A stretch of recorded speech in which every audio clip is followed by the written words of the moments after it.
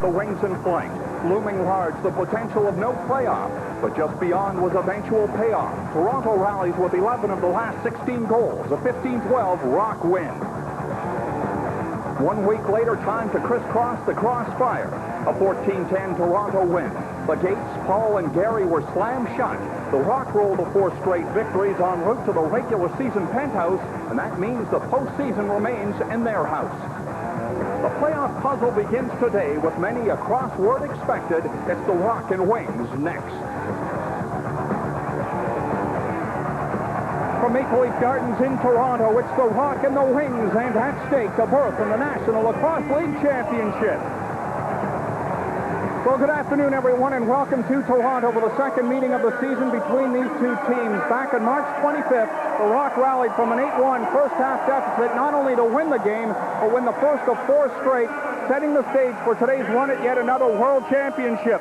The Rochester Nighthawks get to the final for the second straight year, 15-11 over Buffalo last night. Rookie John Grant Jr. 5 goals to lead Rochester. And for the second straight year, both these clubs will meet in the semifinals.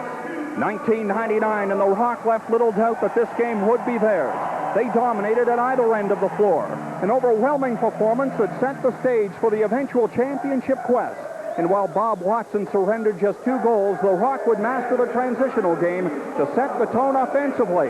And so, for yet another year, the road to the final will go through Toronto, and for the Wings of Philadelphia, an opportunity to attain revenge for last year's embarrassment right here at Maple Leaf Gardens in the capital of Ontario. And a pleasure to welcome my broadcast partners for this afternoon's broadcast. Thanks very much, Paul. Well, there's no question the Toronto Rock have their hands filled this afternoon because of a number of offensive talents that the Philadelphia Wings can put on the floor. Not the least of which is Tom Marechek and Bill Bergey. Marechek has just been an outstanding star in this league. Yeah, Marechek tied for the lead in goals this year with 41, and he's just got an outstanding stick. Anywhere near the net, he's just magic. And it doesn't matter if it looks like the angle's covered, he seems to get a shot away, over the shoulder, through the legs. He's just a great talent. He's also a pretty good talent in the postseason, notwithstanding last year's embarrassment. Yeah, he's a money player. In 11 playoff games, he has 55 points, so he can bring his game up a notch. Brian, as far as Bill Bergey is concerned, he brings size and skill as well. Yes, he does, and what he's got is he's a 200-pounder, and he's got great footwork, and lots of times you can fool people. You don't realize a guy that big is going to have such good footwork, but he's got great touch around the net. He's got small man's touch around the net. I think I called him Bill because his dad is here, and his dad, of course, Bill Bergey, played linebacker for the Philadelphia Eagles. But you see the combination, and Mark Millon adds another dimension to this as well. That's right. In 6 games, he's added 19 goals and 19 assists. So at the other end of the floor, of course, the Rock has won the National Lacrosse League title a year ago because of defense. And Pat Coyle is probably the key to their defensive efforts. Yeah, Pat Coyle, what he's got that the other defensive players don't have, they are all highly skilled, but Pat's got a level of nastiness that really intimidates the opposition. You know, him with Terry Bullen and Glenn Clark, they're good clean defensemen, but Pat once in a while might go a little bit crazy, and opposition players do not like to come near him. So they keep their eye open for them, but as you take a look at these 5 or 6 guys and goaltender Bob Watson at the back end, they're the key to the success of this team. Oh, they are. And all around the league, everyone's talking about, if you want to beat Toronto, you got to find a way to beat those guys. And so the Philadelphia Wings, after losing 13-2 here a year ago, went about trying to change their team as well. Let's go downstairs now. Paul's with the coach. Well, thank you, Joe. And Les Bartley, it is on the line for the Toronto Rock, the defending champions here today, but it has been on the line for this team for the past 4 weeks in succession. Yeah, there's no doubt about that, Paul. You know, some people counted us out not to be here, and we just dug down deep and took it 1 game, 1 shift at a time, and here we are again. Defensively, the game plan is to keep Philadelphia to the outside, but ironically, they like it that way. Yeah, I mean, that's their game, to play their hard pick game up, and they work to the outside. All right, Les, good luck this afternoon. Thanks, Paul. Les Bartley, the head coach of the Toronto Rock, and the Rock and the Philadelphia Wings, and the Rock want no regrets if they hope to repeat as champions. Back with the first half in Toronto in a moment. The next sport, watch this. Midas Car Care, the way it should be.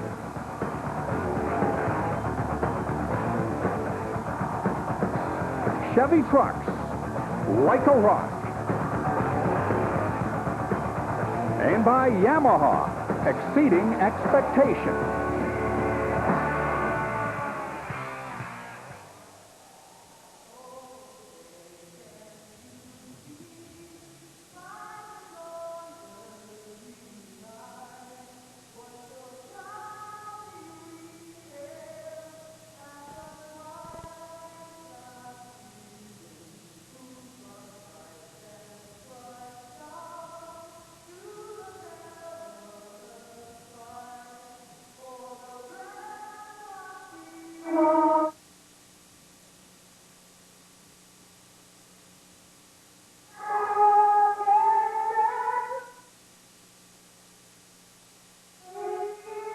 Hello, hello, hello. Saying a few words, saying a few words.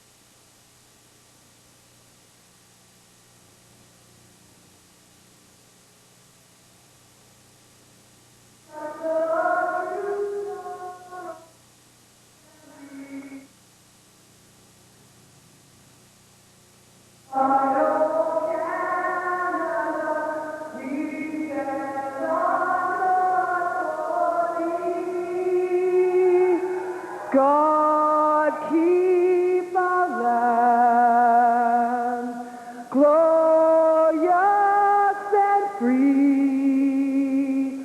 Oh, Canada, we stand on God.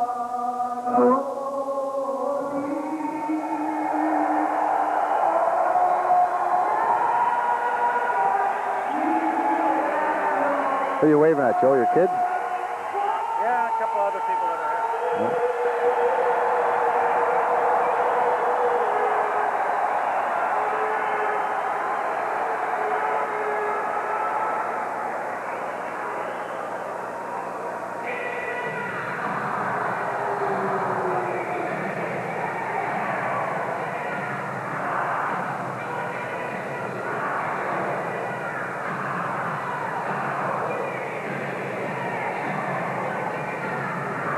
Welcome back to the Grand Old Lady on Carlton Street, Maple Leaf Gardens, as the Toronto Rock hope to play 2 more games in this venerable old building as we take a look at Shanahan's Secrets, brought to you by Midas. Yeah, the Rock has got to control the big 3 guys. That's Bergey, Millon, and Marechek. They got to play their defense that they're known for. Try to spread out the wings defense they play in American style, spread them out, and get to the goalie early. As far as Philly's concerned, they got to establish a run and gun, quick pace game. Their power play's got to do well, and they got to get goals from guys other than the big 3. And remembering last year, they got to get off to a good start. Dallas Eliuk will start in goal for the Philadelphia Wings. He had a record of 6-4 and a 13.43 goals against average. And Bob Watson, a first-team All-Star this year, 9-3 with 11.05. He had the best goals against average in the league and a save percentage of 77.15%. The referee this afternoon is Toronto's Bill Fox. Dave Berman and Chet Couture, who's taking some time off his 3-on-3 hockey tournament down in Lucan to be with us this afternoon, will work with him. And so the semifinal, with the opportunity to play Rochester in the National Lacrosse League Championship, is underway here in Toronto. That was Paul O'Grady being stripped of the ball. Here's Graham bringing it down floor for Toronto, and both teams exchange players. Jimmy Veltman, back on the All-Star team, hands it off and then stays on the floor. Cole. Dumping off for Chris Langdale. Langdale trying to get a bit of a pick from Cole. Now decides to shoot it. It's blocked in front. And it'll be brought by Matt Oglesby up the floor. Oglesby dishes off, and Slate will now start a handoff exchange as Philadelphia gets their offense on the floor. This is Mark Millon. Millon, who was acquired in a fire sale from Syracuse for draft picks. A shot goes off the shoulder of Watson. Tied up on the boards. Glenn Clark taking his man in there, but the ball is awarded to Philadelphia. Philly's got the three big guns on now, and they're going to try to have them on most of the game. They're going to play a lot of offense-defense today. Pass blocked. Good hit in the inboards there on Jason Clark by Chris Langdale, and Veltman brings it up now with a dish off, and here is Kaleb Toth. Rookie season, and he's been terrific. Getting to the net. Hauled down by Jamie Hanford, who got caught. And so the speed of Kaleb Toth shown right there in the first power play is going to go to Toronto. This afternoon's first period is brought to you by AOL Canada. New pricing, unlimited use. Stay on as long as you want. Hanford for holding. And the first power play goes to Toronto, and the chance. Good save by Eliuk. Toth and Doyle exchanging the ball up top. Doyle doesn't shoot it. Doyle tries the other side. Shot by Squire rang wide of the net, and the loose ball is controlled by the most experienced goaltender the National Lacrosse League has ever had. Brought quickly up the floor by Tom Marechek, number 42. Keep an eye on him all game. This is Ryan, Tom Ryan, number 17. You should be able to spot him. He's got hair that looks a lot like Brian Shanahan. Shot went wide. Rebound on the near side. And it is Clark bringing it up the floor, the Pickering native, with 1:02 left to go here in the power play. Dan Stroup. No score first quarter. This is Doyle dishing it off. Squire to Doyle. Doyle to Toth. The shot stopped by Eliuk. Big rebound in front. Matt Oglesby loses the ball. Stroup trying to throw it inside, and Squire was nailed in the goal crease area and knocked down, and is slow to get up, and just now regains his feet. Quickly back up the floor for John Gagliardi. Stopped by Watson. The rebound. Still loose on the floor. It bounces into the goal crease area, and Watson has it, and a quick outlet pass is over the stick of Gill, who came up limping a little bit as he came down on his ankle. Well, Toronto looks like they're not going to score on this power play advantage. This is one area where Toronto's had a bit of problems this year, but they've been working on it a lot lately. Tom Marechek with the ball up top. Dishes it off. Marechek trying to get the return speed. Corrals it in the corner in front with a chance there for Jason Clark, but the New Westminster native shot it wide. And now the horn sounds to signify the end of the 30-second clock. Toronto ball. 11:26 to play first quarter. This is Colin Doyle. On the regular year, 16 goals and 42 points. And a shot that is stopped by Eliuk, and he has it caught up in his shin pad. Dallas Eliuk into his 9th season with the Philadelphia Wings. Slate, far side. Goaltenders here are first and second team all-stars, as they were a year ago. But the teams were reversed as Watson made the second team and Eliuk was first team. That's one thing you should be able to expect in the game here today is good goaltending. We have two of the best goalies in the league, and they have been for a while. Up whistle in front, and the ball will go to Philadelphia with some interference in front on Jake Bergey. Dallas Eliuk made the second team all-star his first year in the league about 7 years ago, and he's been on the first team ever since until Bobby Watson dethroned him.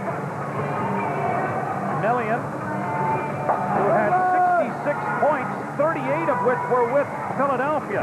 In 6 games, he had 19 goals and 19 assists. This is Stephen Cole. Breakaway score!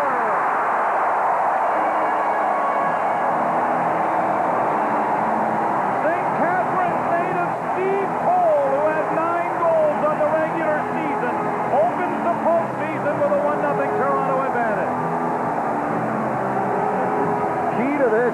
that Mark Millon considered going to the bench.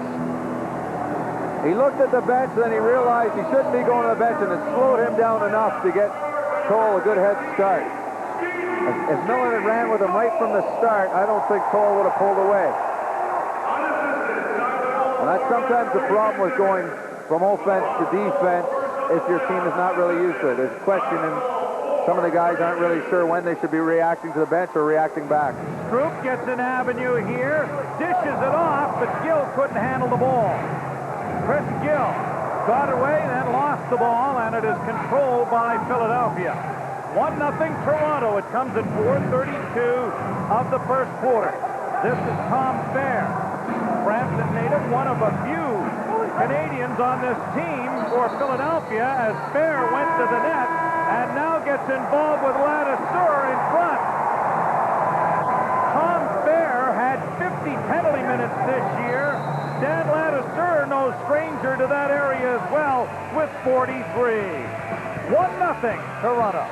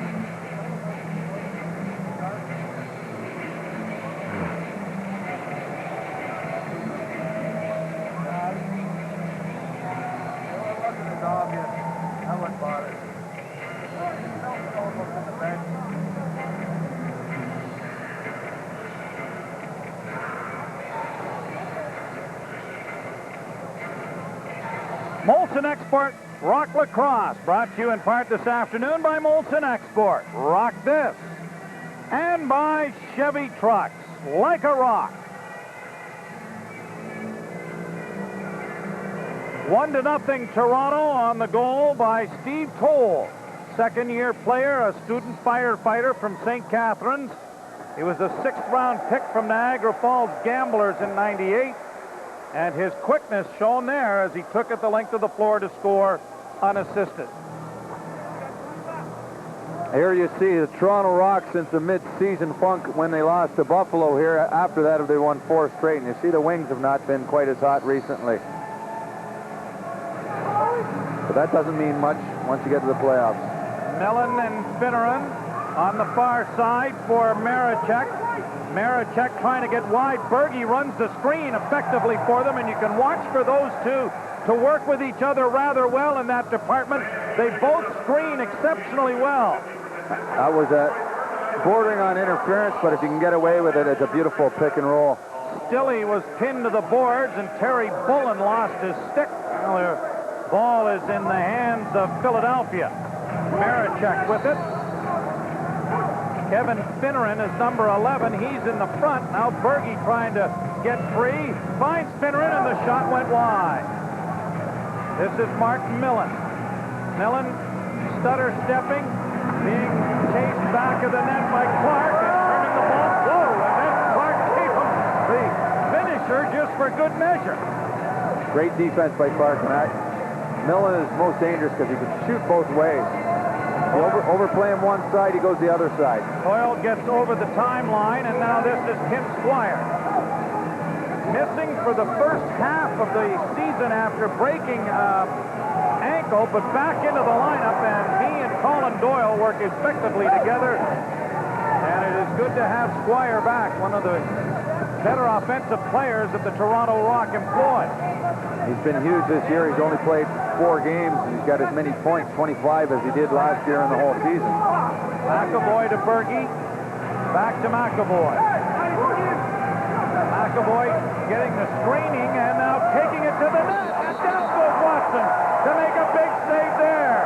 But you saw the effective screening work done as both Bergey and I believe it was Clark screened it off.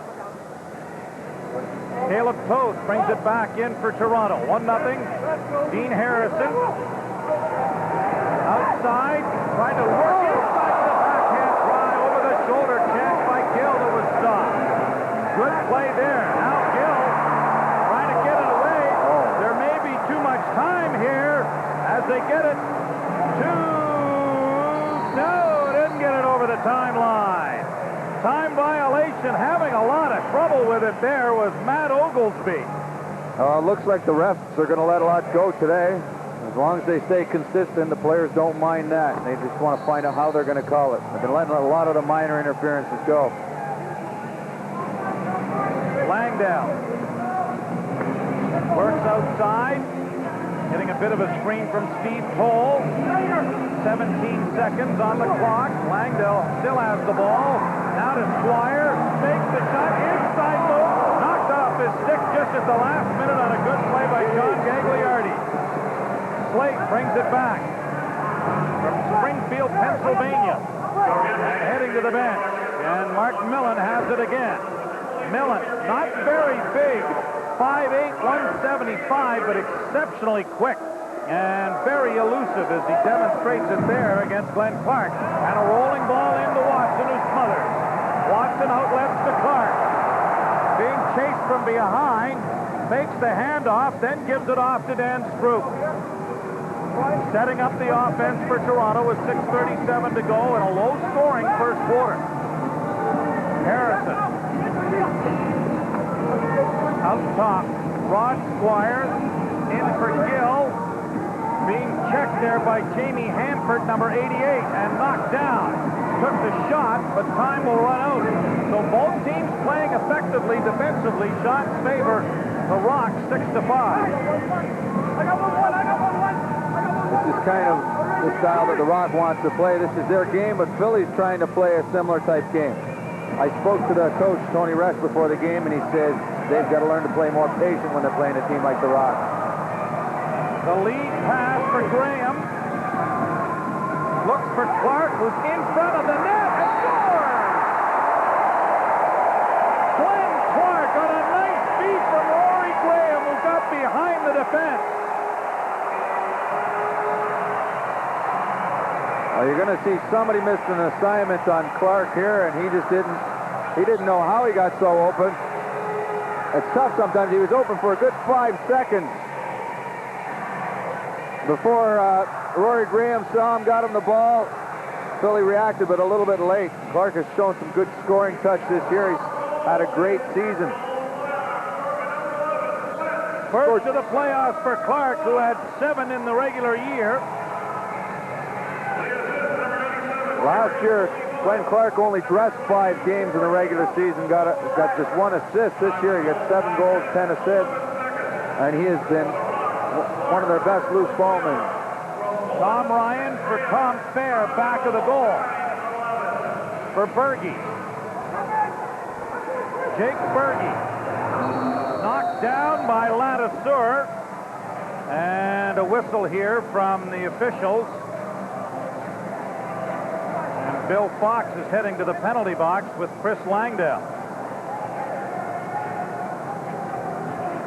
So the first power play for Philadelphia will come as a result. The Wings had a 43.8% percentage on the power play this year. Well, we're going to see Jake Bergey on the power play here. His father played for the Philadelphia Eagles. First team All-Pro 1999. He's 170 points in his first 3 seasons in this pro league. He was a runner-up Rookie of the Year behind Colin Doyle 2 seasons ago. How is this for a family as Doyle gets run over from the man coming out of the box, Jamie Hanford, and there'll be a penalty. I was about to suggest Bill Bergey, an All-Pro and a All-American in football, Jake Bergey, All-American in lacrosse, and Jason Bergey was All-American in hockey. So a family to have All-Americans in 3 separate sports is kind of unique. Yeah, there's a lot of athletic skill running through the blood in that family, I'd say. Here's another look at the penalty. Now, Hanford. this was actually a stupid play by Hanford. Came off the bench. I don't know how he might have thought that he was going to get away with that. But he's taking him off the power play. So we are 4-on-4. Inside move and a score! Tim Squire makes it 3-0 Toronto. On a nice give and go. One of the keys to Toronto's success against Philly is to be able to spread out the defense. When you're playing 4-on-4, it's a little bit easier to do. And Toronto just forced them to switch them in here, and Kim Squire just goes right to the net, and the defense just got confused. Beautiful finish by Squire. So Kim Squire makes it 3-0 Toronto at 10:35 of the first quarter.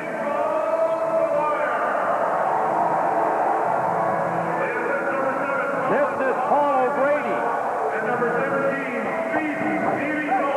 Cole gets 1 assist, and it is a 3-0 Toronto advantage. Doyle with the pass as Bergey now looks to set things up here for Philadelphia. They will soon be shorthanded. A shot is smothered by Bob Watson. Glenn Clark brings it up. Toronto could take advantage of the lack of Canadian-style experience on defense that Philadelphia has here. Tim Squire had 3 goals in last year's playoff game against Philadelphia, including the first 2 goals of the game, and there's another one.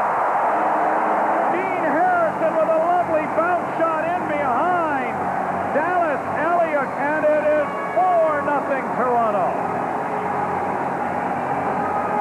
And that was just a shooter's goal. Philadelphia didn't play bad defense here. Toronto was trying to catch him on the switch. Philadelphia wasn't going for it.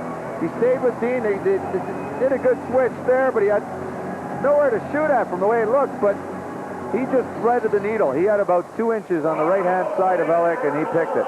24-year-old Dean Harrison, a sheet metal worker in Guelph, and it is 4-0 Toronto. Fair takes it around back of the goal. Toronto on the power play now, their second of the game. Millon. A long lead pass didn't work.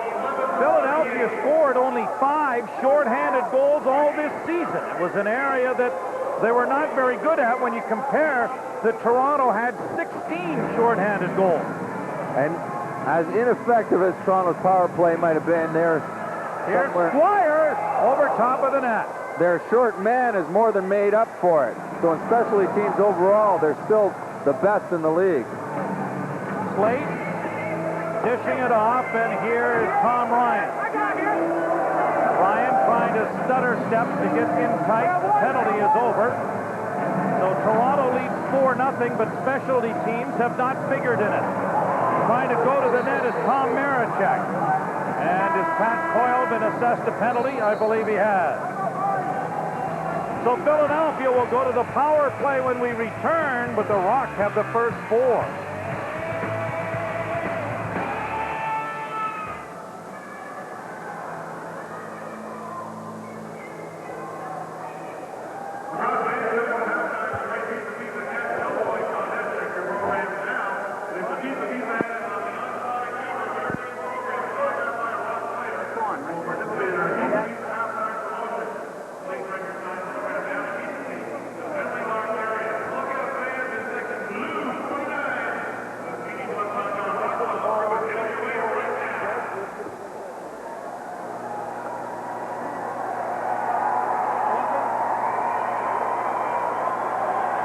What am I looking at? You. Yeah, Coyle for holding on Marechek. Okay. Yeah, okay. Have you got something on power plays there?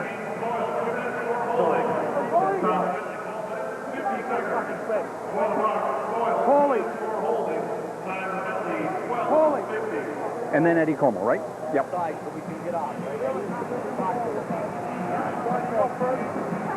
Left side hasn't been permitted to get.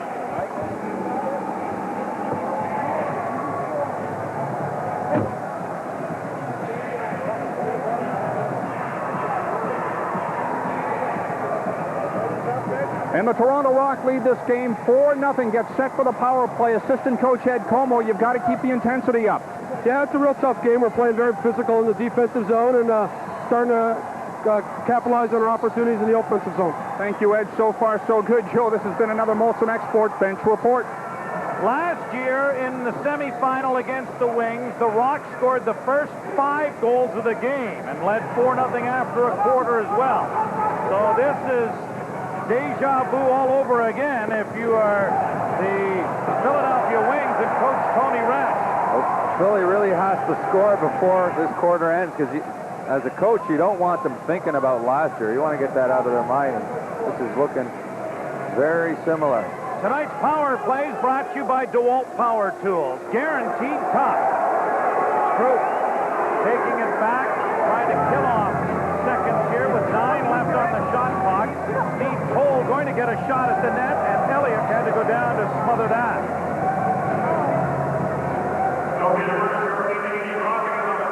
And as much as Toronto worries about their power play being 5th in the league for efficiency, Philadelphia is worse. They're 7th, second last in the league, which is very surprising considering the offensive talent they have out here. Here's Millon. Backhand shot that took down one of the signs. Far side controlled by a long shot there by Marechek that is handled easily by Watson. Now, Veltman bringing it up. as talented as Millon is, it just doesn't make sense that he would turn and, as a left-hander, turn and shoot as a right-hander on the power play, effectively making his angle a little bit worse. I know he has a great shot, but I don't think that will work in a power play. 20 seconds left in the infraction, 9 on the shot clock. This is Kaleb Toth by himself, unable to control the ball, and it is scooped up by goaltender Dallas Eliuk. And dished out for Tom Slate. Across the timeline with 3 seconds left in Coyle's penalty. He's set to return and now does.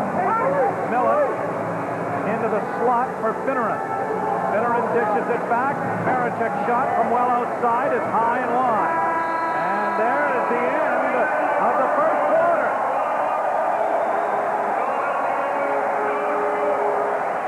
Tonight, or this afternoon's game, brought to you by AOL Canada. And the first period brought to you by them. New placing, unlimited use. Stay on as long as you want with AOL Canada. 4-0 Toronto at the end of the quarter.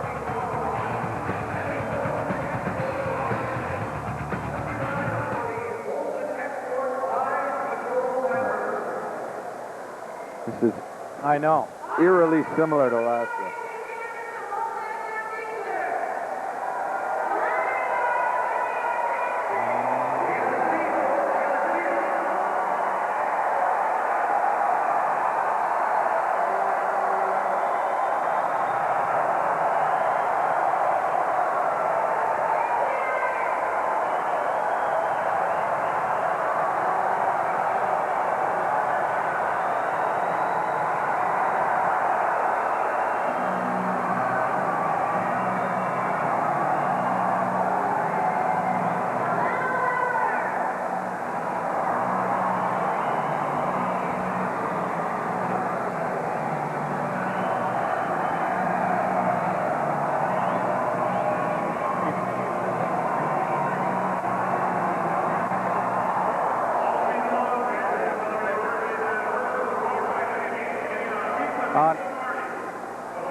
No, she's doing it right now. Very impressive, very impressive. Oh, now it's today. Well, what happens if it's this afternoon?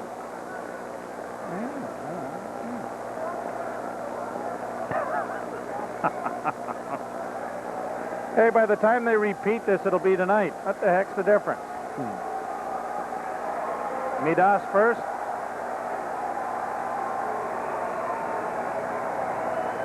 Hit the two blondes behind the visitors' bench. Never mind the beer garden. That's afternoon. But you would say it is this afternoon.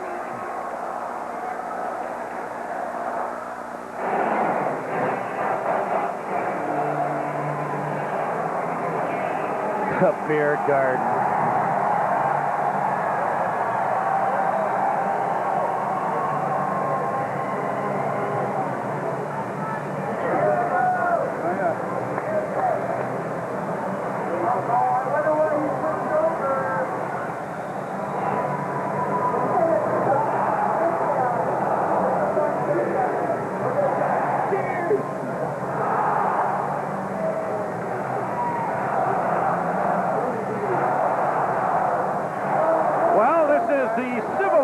Way to watch the National Lacrosse League in the beer garden, and that's the uncivilized area.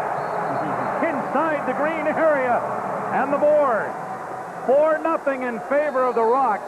This afternoon's Rock broadcast brought to you in part by Midas, car care the way it should be, and by maybe Yamaha, exceeding expectations. There we are. Finneran just scored a goal here to get Philly on the board. Caught Toronto napping just a little bit defensively. Toronto was looking for their proper matchups, and I think he just overplayed. They overplayed Millon there, and nobody took Finneran on the switch. 4-1. Finneran with the goal. During the regular season, Finneran had 15 goals and 49 points. Kevin Finneran is a 9-year veteran in this league from Long Island, New York. Finneran is the second all-time scorer for the Wings. He's probably a bit on the downside of his career. He's 34 years old, but he is still a very effective player. Millon, run at by Bullen. Takes it to the net.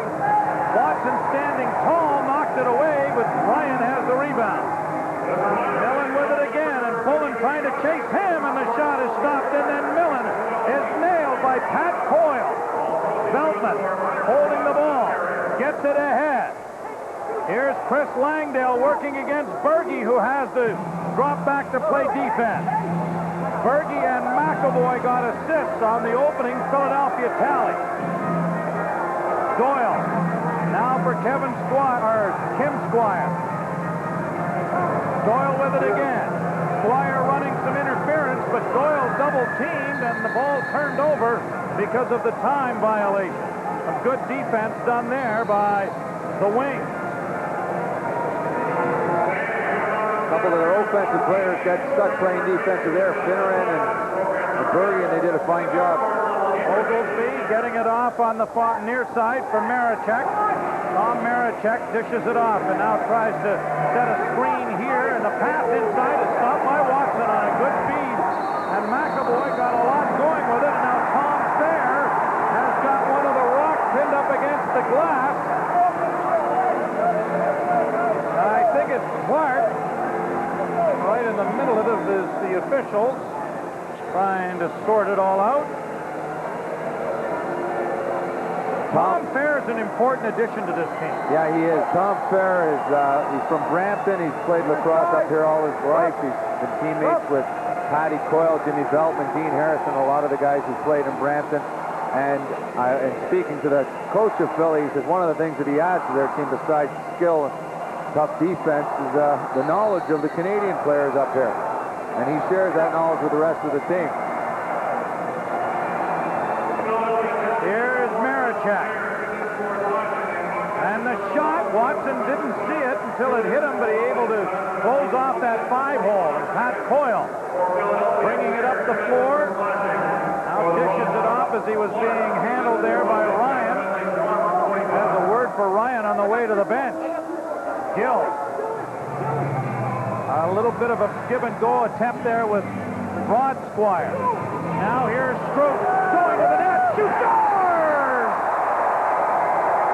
Boy, you cannot give Dan Stroup that kind of room off the wing. You know he's going to take it to the net.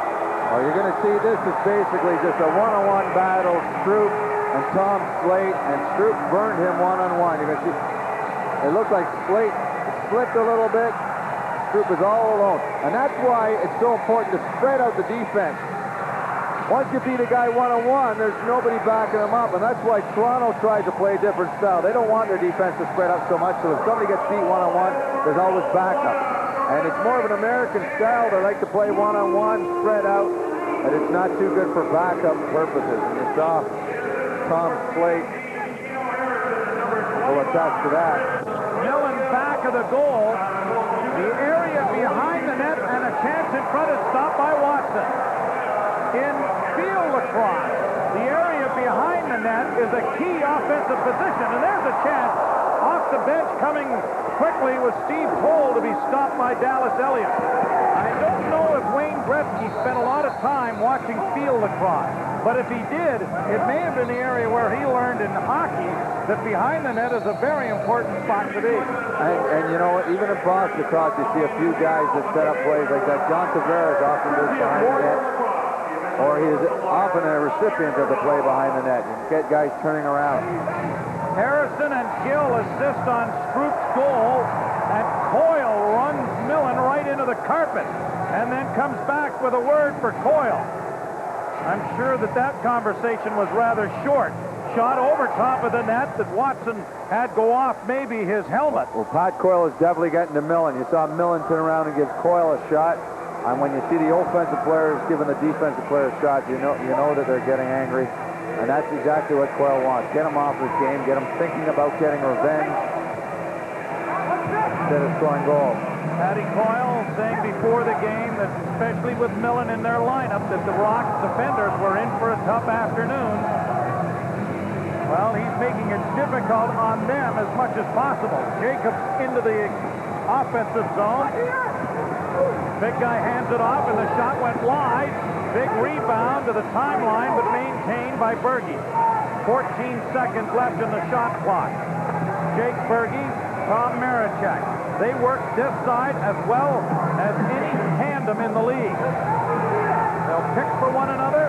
Marechek over the shoulder. Good save by Bob Watson. And I think we can safely say after the first quarter and almost 5 minutes into this quarter, Bob Watson's on the top of his game. He sure is. And here you see, we were talking about the smooth stick there.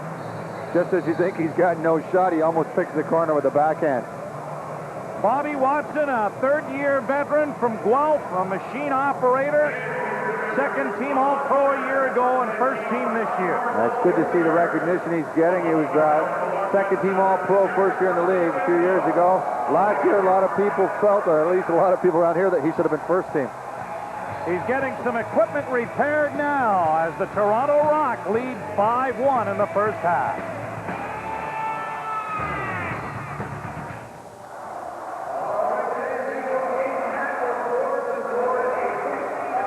Who got this system? Harrison and Gill. Harrison and Gill. Okay. You usually go 2. That's why I went 2. Sorry, guys. Okay. All right.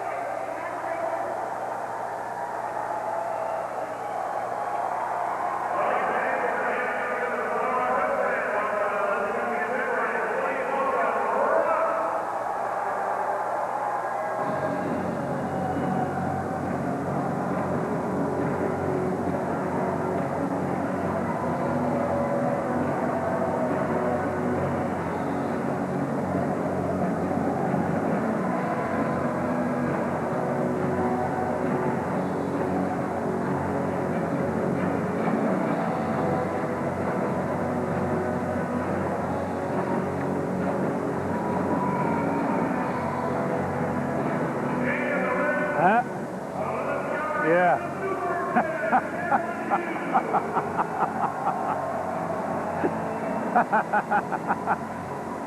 You can never travel with enough alphabet.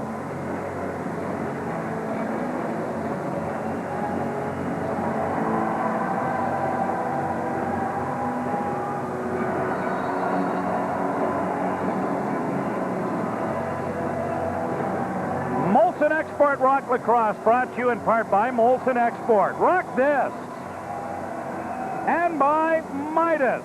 Car care as it should be. You got to get all parts of your body in front of shots. Like that one. That's using your head. Yeah, and if just a few years ago, Bobby had a serious injury after getting hit in the head. He had to have an eye operation after getting hit in the head from Kenny Millon's shot. Somebody's lost a glove or a piece of equipment.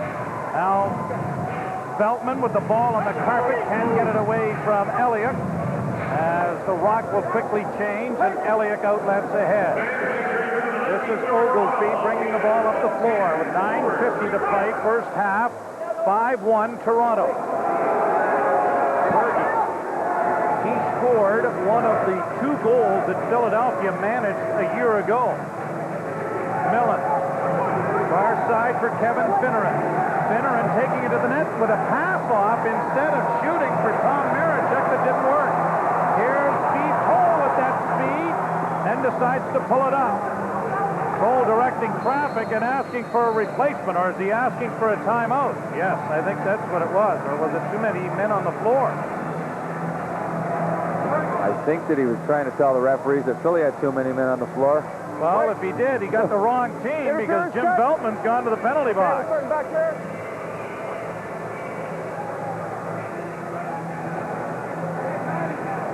And I think Jimmy's pointing over to the bench, to the Philly bench, saying it was them, not us. No, interference. Maybe it was at the door is what it must have been. I guess.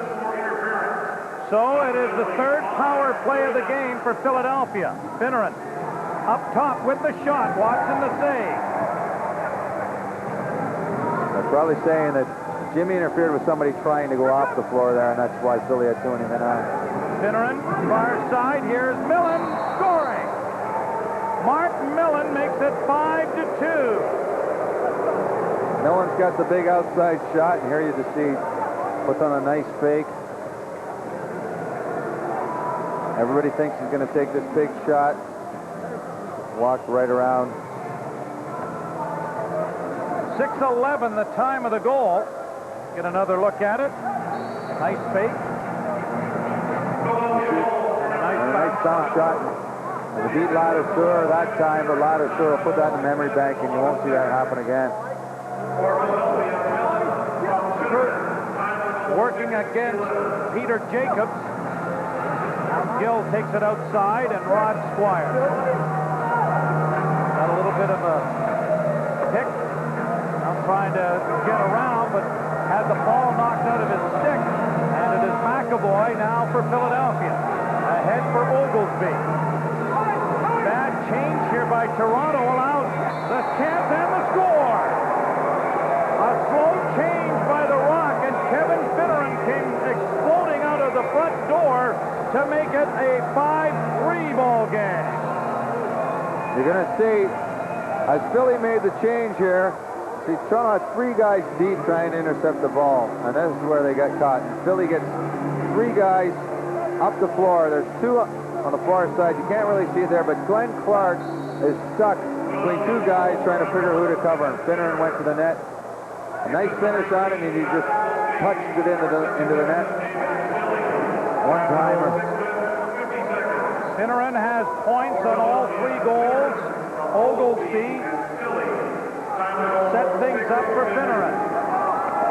Kim Squire, give and go. Doyle hammered it over top of the goal. Here's Squire with a shot over top of the goal again. Still loose. Another shot. Langdale is stopped by Eliuk. Good save. Pass in front for Squire didn't work. And it's turned over and a breakaway now. This is Tom Slate. Coyle trying to head him off. And he does with a hit. Oh, my, what a hit. Patty Coyle runs over Tom Slate. Oh.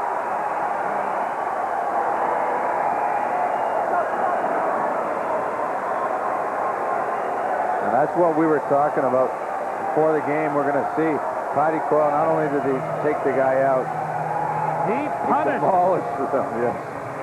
And then, a little more on Millon, too. for good measure, he makes sure Mark Millon got a piece of it. So Patty Coyle with an outstanding defensive play. And it is still 5-3. The second quarter has not been the best for the Toronto Rock this season. No, they caught a few times. This is the second time they were caught. No goal. Ball turned over to Philadelphia, but nonetheless, a very nice pass as Stroup gets tangled up there and down with John Gagliardi. Here's another look at it. This was a nice play, but I think they called Terry Bullen on some interference there, or Dean Harrison. 6:57 to play here in the first half. Millon being guarded by Glenn Clark. Millon now with Bullen on him.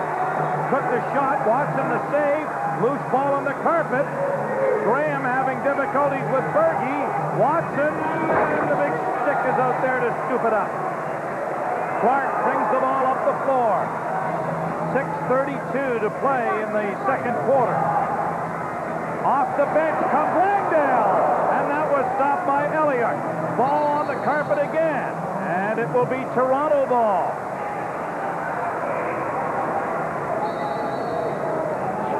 Langdale really using his speed coming off the bench to create a scoring opportunity there. Got a timeout by Philly being called. Today's Rock broadcast brought to you in part by Yamaha, exceeding expectations.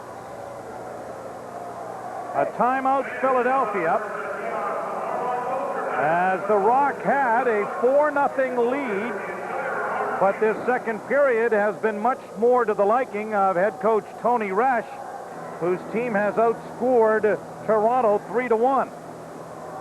Resch was an All-American at Yale in '84 and '85 and a 6-year veteran and 3 years the captain of the Philadelphia Wings before taking over as we look at the Rock bench. Well, I think the way things are going, Resch is just happy that they're back into the game. It was looking a lot like last year where they were down 4-0 after one quarter. And it looked like Toronto was pulling away as they were up 5-1, but he just wants to be in the game. There you see Resch has got quite a good record as a coach here, and he won the 2 championships. I think one was as a player coach. But him and his staff were really frustrated after what happened last year to Toronto, losing 13-2 in that semifinal game, and they tried to add a few players to build against this Toronto team. Tommy Farah was one of them. Tom Ryan, he's kind of an all-round defensive player. They feel they need to get a little bit tougher. We'll see if they've done that. Squire is stripped of the ball by John Gagliardi. And Gagliardi has his stick knocked right out of his hand. Gagliardi back after it, but runs into Doyle. Doyle steals the ball. Drops for Veltman. Veltman looking around, took it to the net. That was stopped by Eliuk. Turned over again. Matt Oglesby bringing it back up the floor quickly. Off the front door, and a shot is stopped by Watson. He threw that stick at it and made contact. That was a great fake by Millon and a fantastic recovery by Watson. Hard shot taken there by Tom Ryan, and Bob Watson got a shoulder in front of that. And a penalty is coming here to Patty Coyle. Here you're going to see Millon fake an outside shot, and watch, he freezes Watson, and Watson still manages to recover. Great fake, and it was a better save. Pat Coyle gets the penalty. You see Bob Watson's totals for this afternoon. 4th power play of the game for Philadelphia, who can draw to within 1. Millon, Finneran gets it returned. Can't find an angle to shoot. The ball in the Gold Creeks area, handled by Watson.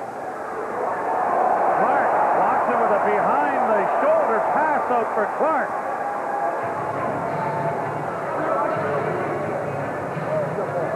Toronto penalty killing here as you take a look. This afternoon's power play is brought to you by DeWalt Power Tools, guaranteed tough. 1:16 left in the infraction. Rod Squire. Toronto, as we mentioned earlier, had 16 short-handed goals this season. By getting a shot on net there and retrieving the ball again, Rod Squire gets another 30 seconds to kill. Just reset the shot clock. Chris Gill, who's on the floor, had 6 short-handed goals to lead the league. The 16 was second best in the National Lacrosse League to Rochester.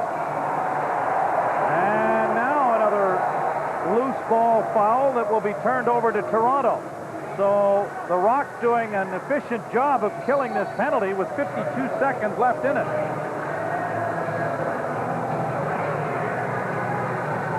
And after the great start Toronto had, Philly's really been bringing it to them this quarter. They've outshot them 17-5.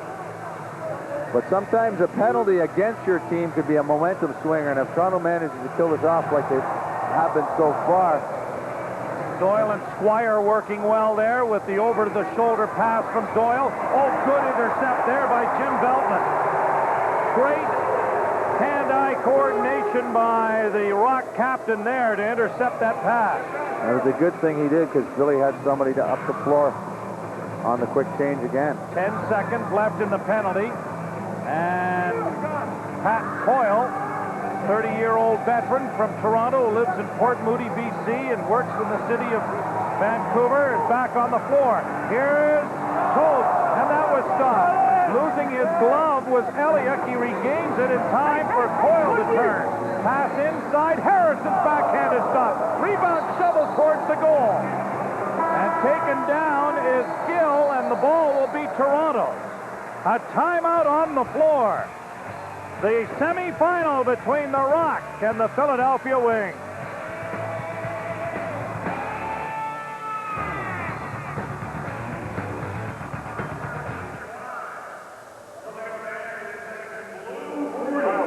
The CDBus.com Rock Pile crew is headed your way right now.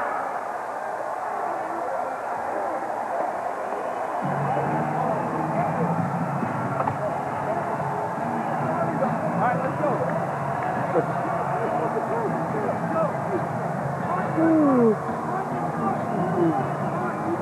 What were the shots in the first quarter?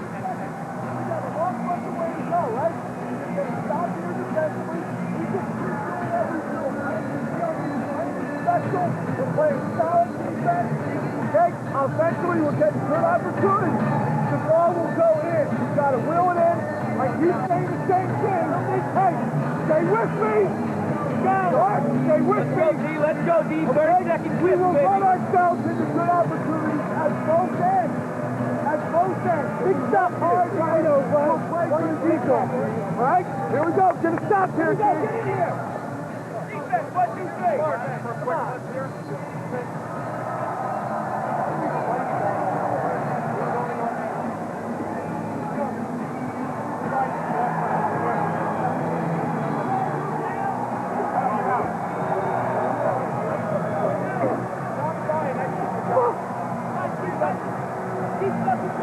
Welcome back. We're joined by Philadelphia head coach Tony Resch. Tony, quick shifts and a patient approach to defense has paid off. Yeah, I mean, it's Toronto touched every time, every shift, so we got a little bit in the hole, but we're just getting our feet back on the ground now and playing pretty consistently, and you have to do that against Toronto or they're going to hurt you.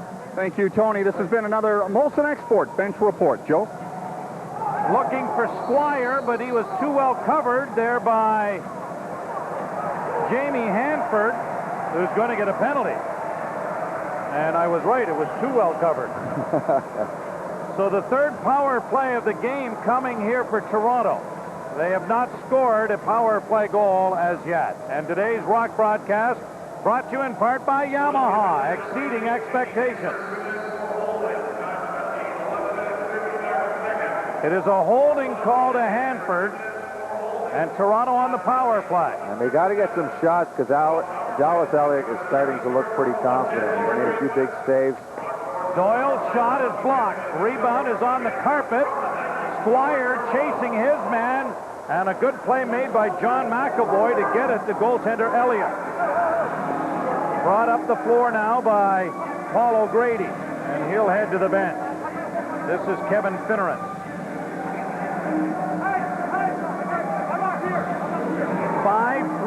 Toronto, 2:22 to go in the first half. Off the post. Good shot by Finneran, and it rang off the far post. All the way down into Philadelphia territory, but a fresh 30 is on the clock because it hit the post. Finneran is on his game today, and that's something I don't think Toronto counted on. 55 seconds left in the power play, 15 on the shot clock. And now they're trying to get all of the offensive players over to the side to get a change of players going to make sure they had their defensive players out the back door in time with the long change coming here in this second quarter. 33 seconds to work with on the power play for Toronto. Doyle, Tim Squire. Looks to shoot. Doyle fakes. Squire either thought he had the ball or it was a great fake, but the ball went wide. Oglesby bringing it back for Philadelphia. Off the front court. Great play inside now, and a great score there by Jason Clark. A nice feed made by Tom Ryan, and Jason Clark, stationed off to the side, scores an important shorthanded goal for Philadelphia to make it 5-4. By a team that only scored 5 shorthanded goals this year, Clark was the recipient of a nice pass there, and Toronto got caught on the change. But Toronto's power play's got to pick it up. I think they got to get Kaleb Toth shooting. He's got one of the best shots out there, and he hasn't had a shot in the power play yet. Third in rookie scoring was Jason Clark behind John Grant Jr., who was star of the game for Rochester in their win over Buffalo last night. And Kaleb Toth, who was in second in rookie scoring this year. But a nice play by Ryan and Oglesby to get it up. And Clark narrows it to a 1-goal game. Philly's now scored 3 straight goals on Toronto. Long, high rebound coming down, but the siren on the shot clock brings about a timeout now to Philadelphia with 31 seconds remaining in the first half.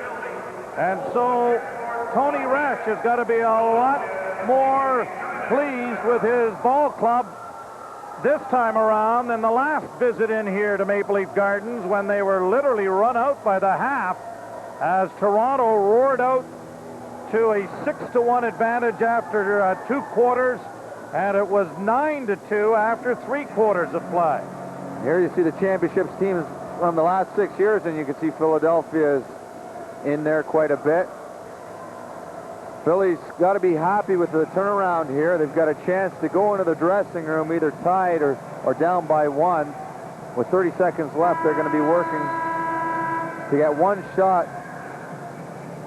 Last year's banner hanging proudly here at Maple Leaf Gardens, which will not be the home to the Toronto Rock next year. They'll move down the street to the Air Canada Centre to join the Maple Leafs and the Raptors in the new building. So this great shrine to sport in Canada may be witnessing its last professional sport activity this afternoon, or the final, which will be in 2 weeks' time, which would be hosted by Toronto should they win this afternoon semi. I'm sure there's about 15,000 fans in here that don't want this to be the last afternoon. Marechek to Millon. Millon inside. Here's a great chance for Ryan, and he fed it over top of the goal. But he also stepped in the crease. So the ball is turned over, and Toronto's going to call a timeout with 16.5 seconds left. Now, I said if Philly is smart, they will be working for 1 last shot. But now Toronto's got a chance with 16 seconds left to pull their goalie and get 1 good shot and possibly go up by 2 into the dressing room. And if that does, that would hurt Philly quite a bit going in the dressing room after working hard to get back. So I think Philly should have played a little bit safer there to go for the 1 last shot. Well, we are down a little bit from the 15 or 16,000 that have been here throughout the course of the regular season. But these 2 centers have been the hot spots for lacrosse over the last couple of years, averaging 15 to 16,000 for each game. And actually, Joe, the 12 biggest crowds in the league this year have been the 6 Philly games and the 6 Toronto games. So you can see there's 2 cities where this game is really taken off. And next year they are talking about maybe a 20-game schedule, 10 at home, 10 on the road. And I've heard rumors of Quebec City. Yes, of some expansion. You're right. Well, here we go. The goaltender, Watson, is out of the game. And Toronto goes with the extra attacker with 13 seconds left. Toronto will have a set play here, Joe. Doyle getting it up. Toth, far side to Doyle, outside. Not much time left, and they won't get it to the net as Stroup tried to take the long shot, but it didn't work. It's a little different than last year's when Toronto had the Philadelphia Wings on the run. They have a lead at the half, but it is precarious as it's just 5-4. The Wings had a strong second quarter. Yeah, but this is no different than many games Toronto's been in, so this is unfamiliar territory for them. You can't expect, I mean, maybe we did expect they were going to run them out after the start, but many games like that, momentum shifts quite easily. 19-10, the shots in the second quarter. Let's go downstairs now to Paul Hendrick. All right, Joe, we are joined by Kevin Finneran of the Philadelphia Wings. Kevin, whether it be 8-1 in Philadelphia, 4-0 here in Toronto, leads for either club are never safe. Well, we like to think, you know, we match up well with them, and they match up well with us. So, you know, they get out to a fast start, and we showed some serious intensity and heart coming back. What were the key adjustments for that second quarter that made it so profitable for the Philadelphia Wings? Just cut in the middle, continue to cut in the middle, not getting lost on defense, and continue to run the ball, get it out of our end into the offensive end setup, and just playing smart and continue to play with a lot of heart. Tough time for a break for you people. Can you maintain momentum coming out in the third quarter? Toronto will want it back. We got it. We got to match them first 10 minutes, critical. That's what this game's all about, and we feel confident we can do that. Thanks, Kevin. Good luck. Kevin Finneran of the Philadelphia Wings. It is a 1-goal game to date. The Toronto Rock on top by 1. 5-4 are scored halftime from Maple Leaf Gardens.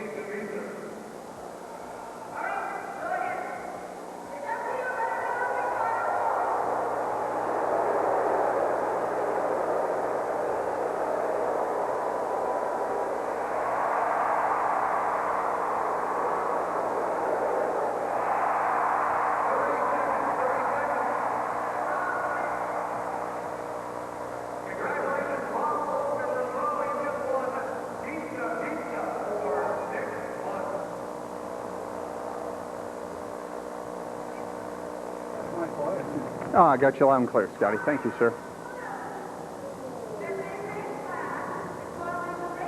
45 short.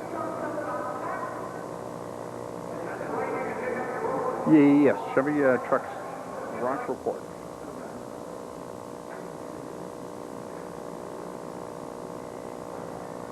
Right on.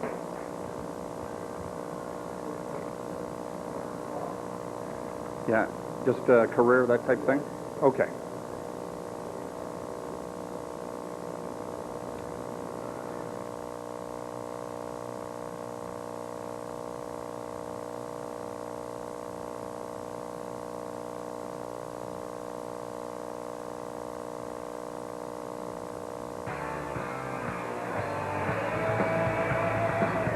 And our score here at Maple Leaf Gardens at halftime, the Toronto Rock leading the Philadelphia Wings by 1 and a score of 5-4. The halftime Chevy Truck Rock Report is brought to you by Chevy Trucks, like a rock.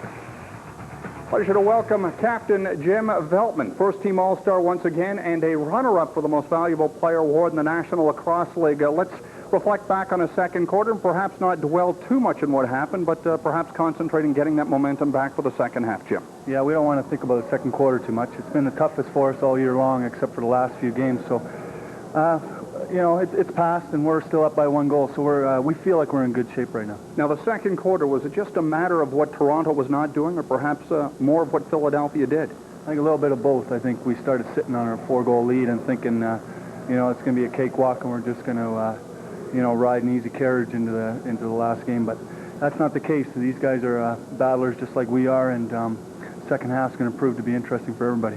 Defensively, both teams have to be very pleased. A total of 9 goals in the game. How does Toronto get it back offensively, and perhaps the transitional fast break approach working effectively? Well, exactly what you just said. I mean, if we can get the transition game going and get some of our speedsters, Steve Toll, Glenn Clark, and Pat Coyle going, we should be in good shape. But then in the offensive end, we got to start using our pick and rolls a little bit more to our advantage.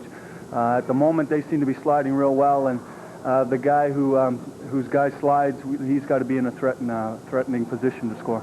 How has lacrosse been for you, and specifically the last couple of years with the success of the Toronto Rock, a teacher, and going back to high school? What has it been like for your students talking to you, and the relative fame here across the nation in terms of the sport? How has it been for you, Jim? Well, for me, it's almost been a dream come true. I mean, I started in Buffalo, and who would have thought that Toronto would have had a team and I would be a big part of it, and I feel really proud to be in Toronto because I live here, and I hear all the people around me and the people at school really enjoying what the game's all about. And my students are really good to me, and they don't tease me too much, so I appreciate that. And my teachers are very supportive as well, and you know, they try to get to the games when they can too, and we're just having fun at this.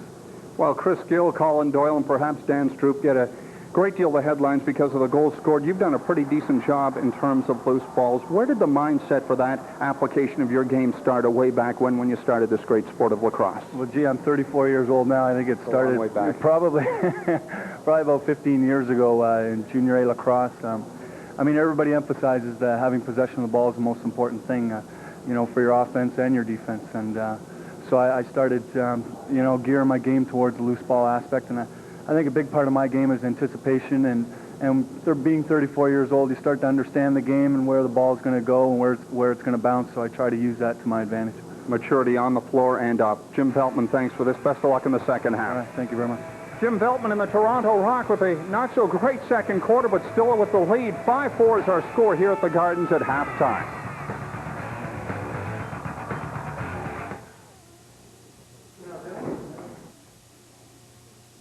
Guys. 3.5 minutes.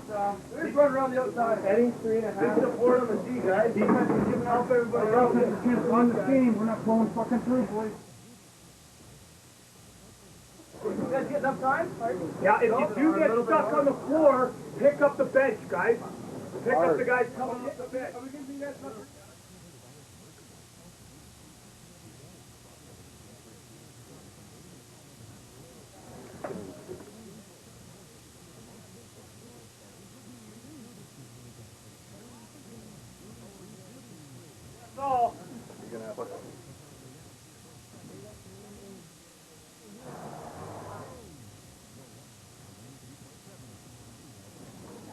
They have catch. ALL. Sorry, guys. Sorry. Everybody get out here. This way, Paul. All right, so everybody down the hallway. You want to do it?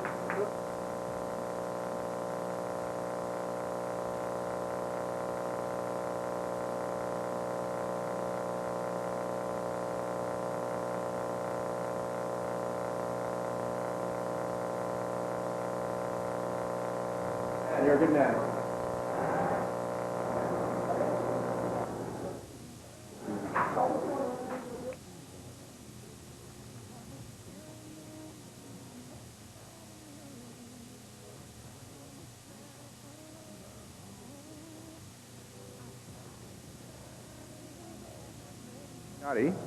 If they're not out, just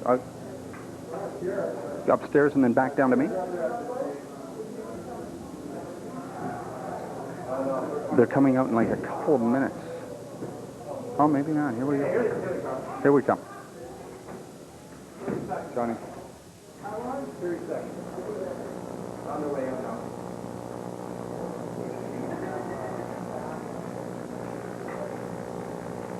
20 seconds.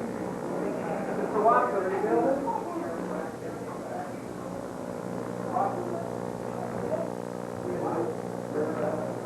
Okay. There you go.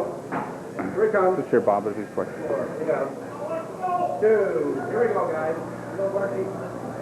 And as we get set for the start of the second half, the Toronto Rock leading the Philadelphia Wings 5-4. Bob, typical first half. If it ends up this way in the second half, the Rock will be in great shape. You've just got to get momentum back and improve on things perhaps offensively. Absolutely. This is our style. You know, we keep it close, and we just got to persevere with our game plan, keep focused, keep the ball hot, and keep our legs moving. All right, good luck in the next quarter. Thanks. Bob Watson, goalkeeper, of course, for the Toronto Rock. Let's send it upstairs to Joe and Brian. Thanks very much, Paul. Well, there's no question the Toronto Rock enjoyed the first quarter and didn't the second, but they got off to a great start the way they did in last year's semifinal against the Wings. Steve Toll with the quick break.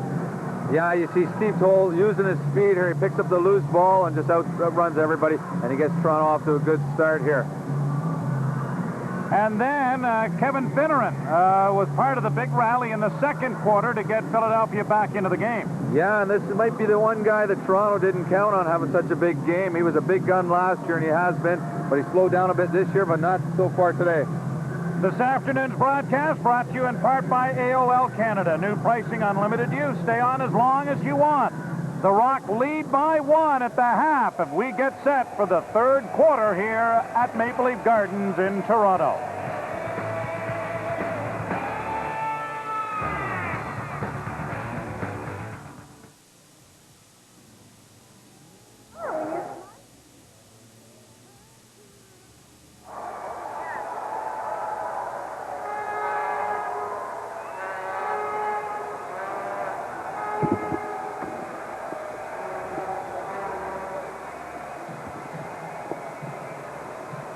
Thank you. Oh, yeah.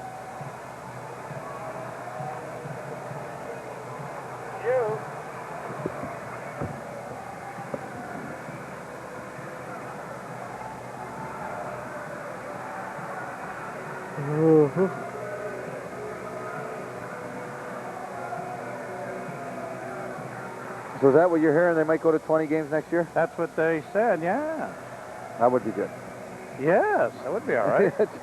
Keep it going. As long as it doesn't conflict with the other schedule. That's right.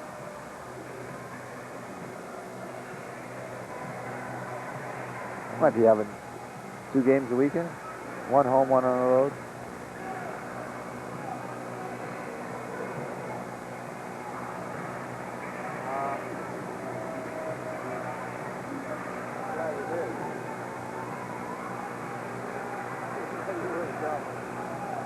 Okay.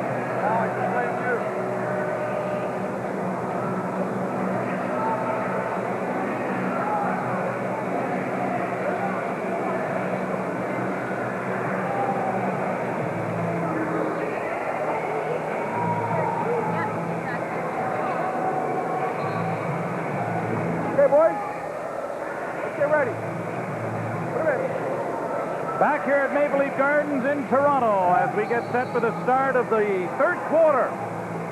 A 5-4 Toronto Rock lead. Shots favor Philadelphia 29-20. They outshot the Rock 19-10 in the second quarter. Graham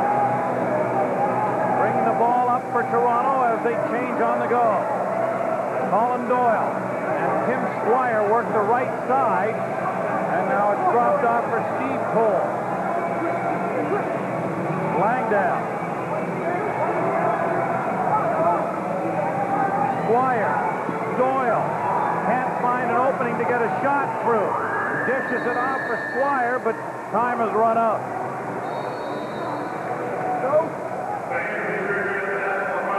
Oglesby bringing the ball up the floor for Philadelphia. And heading to the bench as Tom Fair brings it through. To give and go for Fair, and he shot it over top of the goal. Millon holding the ball. 13 seconds left in the shot clock. Someone's lost a stick. It's Jim Veltman. Veltman getting it back as the shot rang wide, and he'll go to a loose ball attempt and scoop it up. Gives it off to Watson. Watson outlets quickly, and this is Glenn Clark running down the ball in the offensive end. In the air, rattled along the wall, and a hefty hit there from Toth. Then a cross check there to Clark, and over and back is the call. Some heavy-duty action going on there along the boards. Both teams really throwing the body around, and Gagliardi got a good piece of Clark. Bergey bringing it up. This is Marechek. Shot went over top of the net. Marechek, a 4-time first All-Star team member and twice on the second team. Bouncing ball towards Watson. He sits on it. Bobby Watson has got a hold of it. Marechek tied for the league lead in goals this year with 41. Watson interfered with, but he was out of the crease. And a slash has been detected here, and is it going? Yes, to Philadelphia's Tom Ryan. Toronto's 0 for 2 on the power play. I think they've got to get some shots here. There you see the slash that Ryan took on Bobby Watson. Now, I think Toronto's got to get Kaleb Toth shooting here. He's got maybe the best shot on the team, and he hasn't taken a shot in the power play yet. There it is, but he rang it wide. Doyle to the net with a shot. Stroup with a good save made by Eliuk. Knocked down, and a penalty coming here to Toronto. That's a terrible call. Tom Slate got knocked down and is rather excited as he heads to the Philadelphia bench. Yeah, you got him. Here you're going to see, as Philly gets the ball back, Todd puts a little bit of pressure on. You can actually see a dive there. That was a brutal call. Bill Frost was right there and went for the dive. Kaleb Toth gets the penalty for holding, so they're 4-on-4 here. This is Marechek, stopped by Watson. Bullen trying to use his reach to protect the ball, but having difficulties with Marechek. Gets it back to goaltender Watson. Watson is interfered with there by Marechek and complains to the official, but to no avail. Toronto get called on the 10-second violation for not getting it out on time. Here's a look at what we were talking about. Marechek interfering with Watson. That's a penalty in this league. If you can't interfere with the goalie's follow-through even in this league. Well, we've seen it. The last game in here, both teams took a penalty for exactly. situations. Yep. There's a chance and a good save made by Watson on the shot by Kevin Finneran. Now, you might see Bob Watson throwing a few more there, could sucker them in for a penalty if they're going to try to get away with it. Unless they changed the rule from the last week, that should be a penalty. Doyle, now to Steve Cole. Toronto was effective in the 4-on-4 first quarter. They scored 2 goals in this situation. Here they go again, 4-on-4. Veltman and Langdale got a bit of a screen back inside on a great play. Colin Doyle.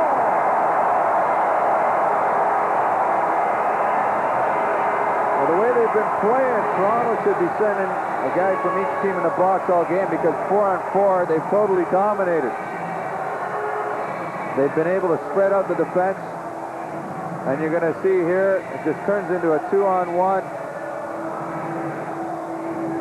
You see Coyle on your left-hand side here.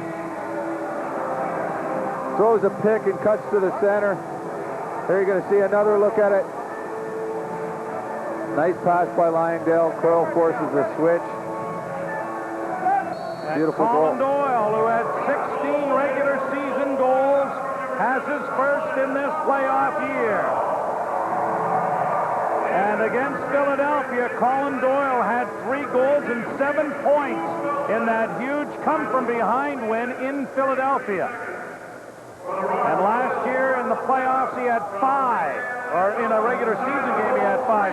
Out to the net, and Bob Watson runs roughshod over Mark Millon.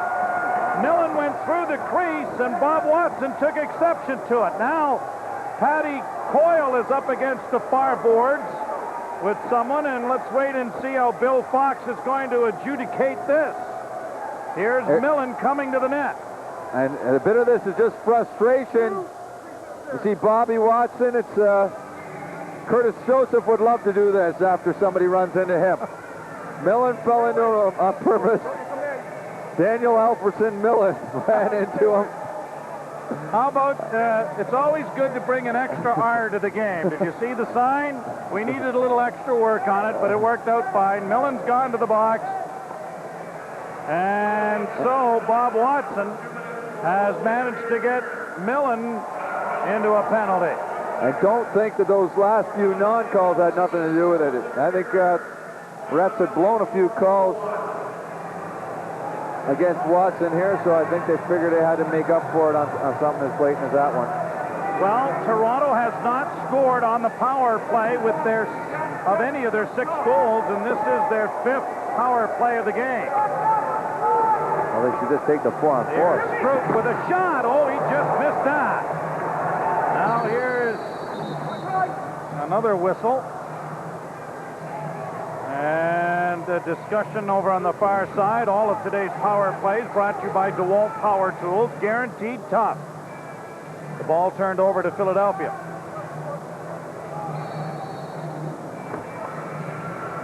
Jake Bergey had a nice chat with his dad, Bill, who's here in attendance. Former Philadelphia linebacker. Doesn't miss a game. Oh, good Homer Road.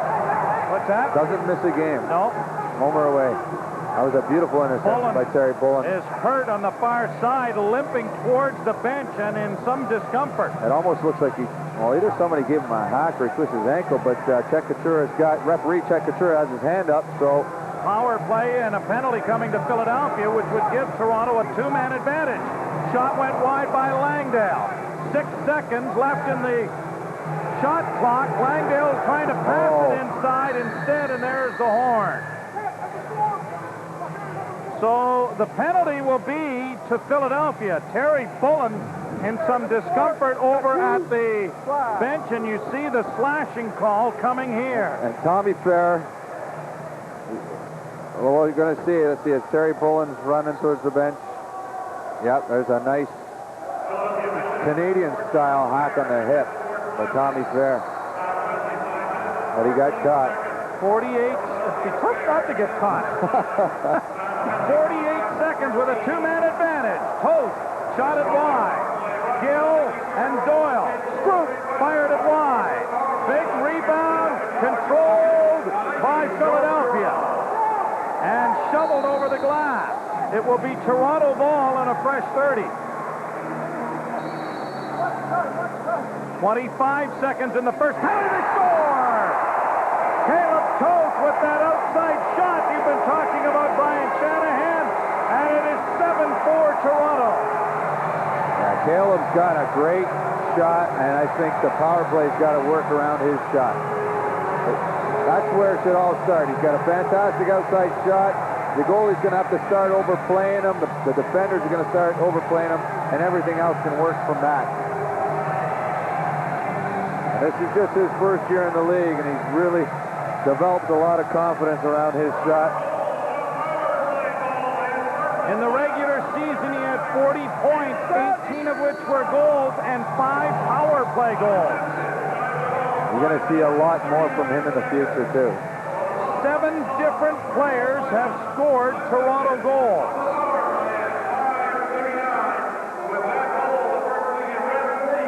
So the scoring has been spread out. Toronto is still on the power play for over a minute. They've got 6 seconds left in the shot clock. Doyle, Toth, got it away. That was stopped by Dallas Eliuk on a good save, but an errant pass is on the carpet here now, and it is scooped up efficiently by Toronto's Glenn Clark.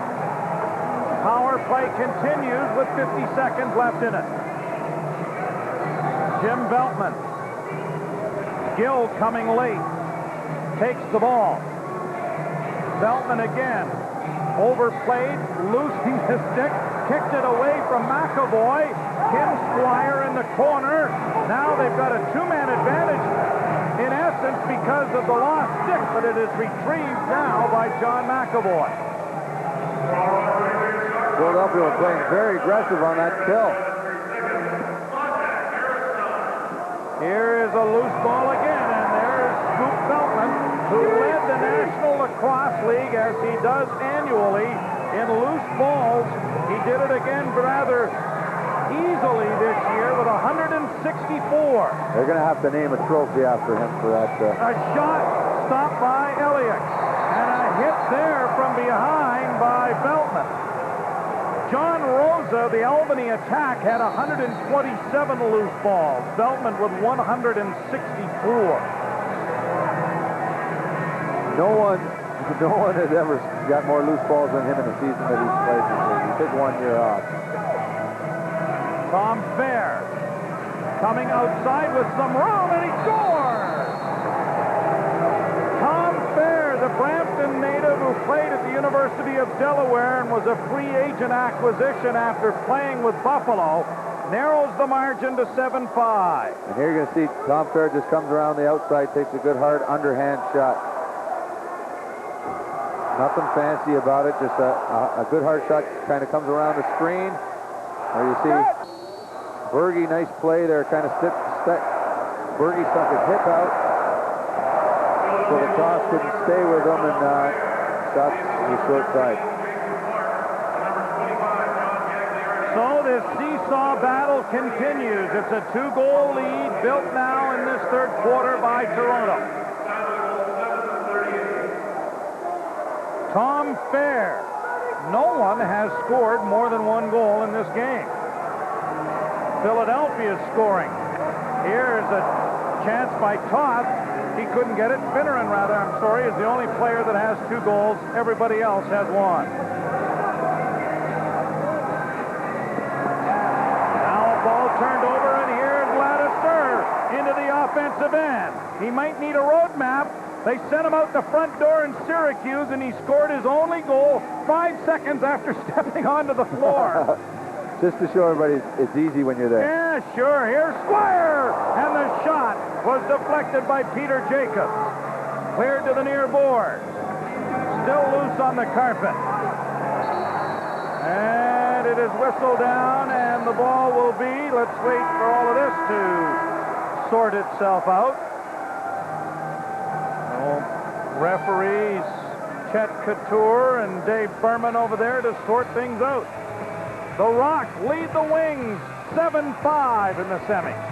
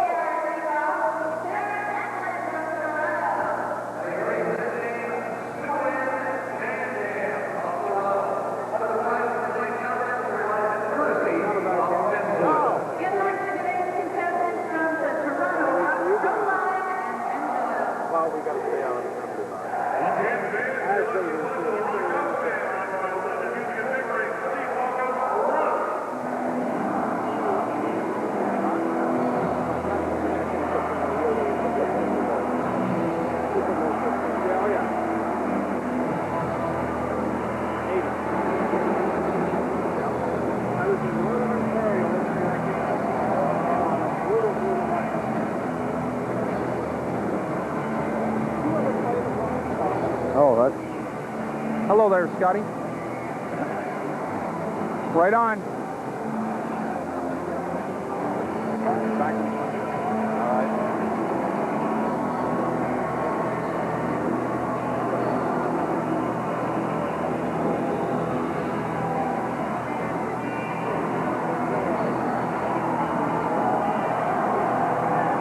We'd like to welcome you back to Maple Leaf Gardens, and former Philadelphia Eagle All-Pro Bill Bergey watching son Jake play here today. It's been a seesaw game, but the Wings still trying to keep pace.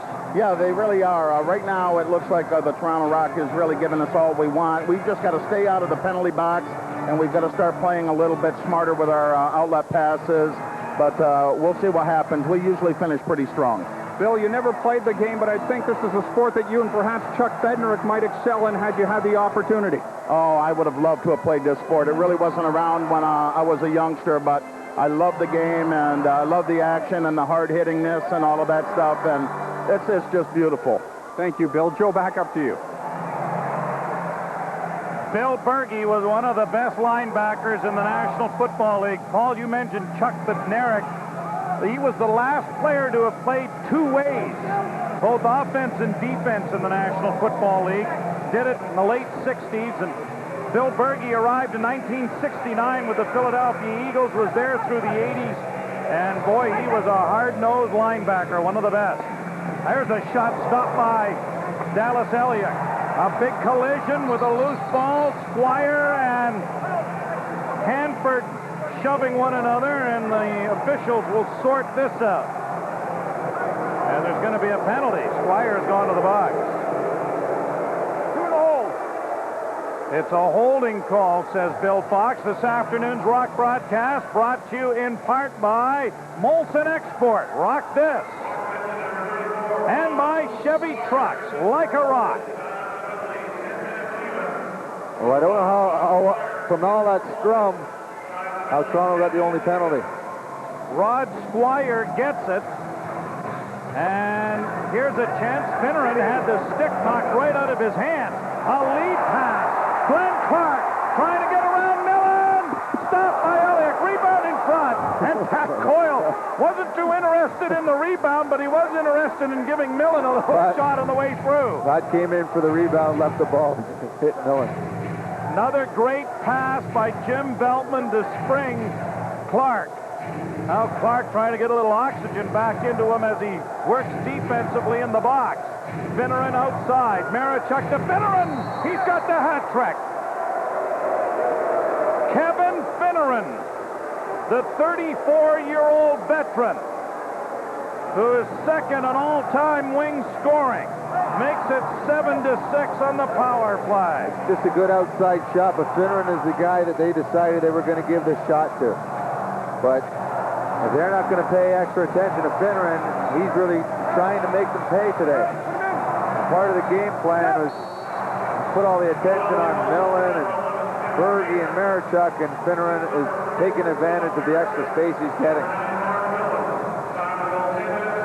Millon and Marechek get the assist on a power play goal that narrows the margin again to 1. Marechek on the offense. Millon gets it back to him. Outside shot. Watson the save. And a whistle with the ball in the goal crease. We've got a timeout on the floor. The Wings and Rock in a one-goal game in the National Lacrosse League semifinal.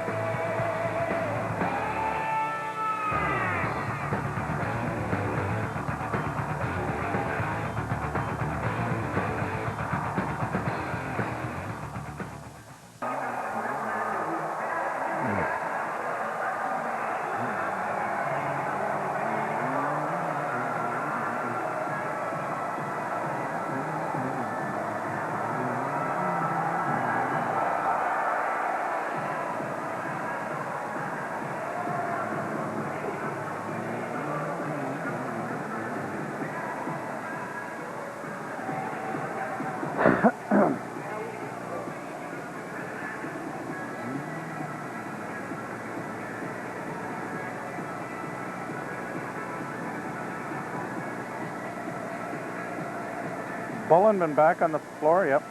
Yeah.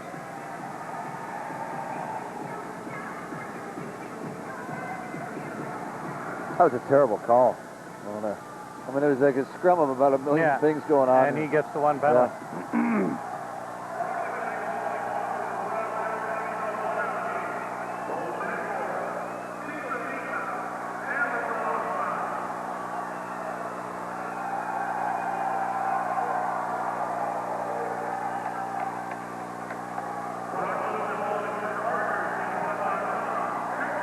Today's Rock broadcast brought to you in part by Yamaha, exceeding expectations. And the Rock, a man short again.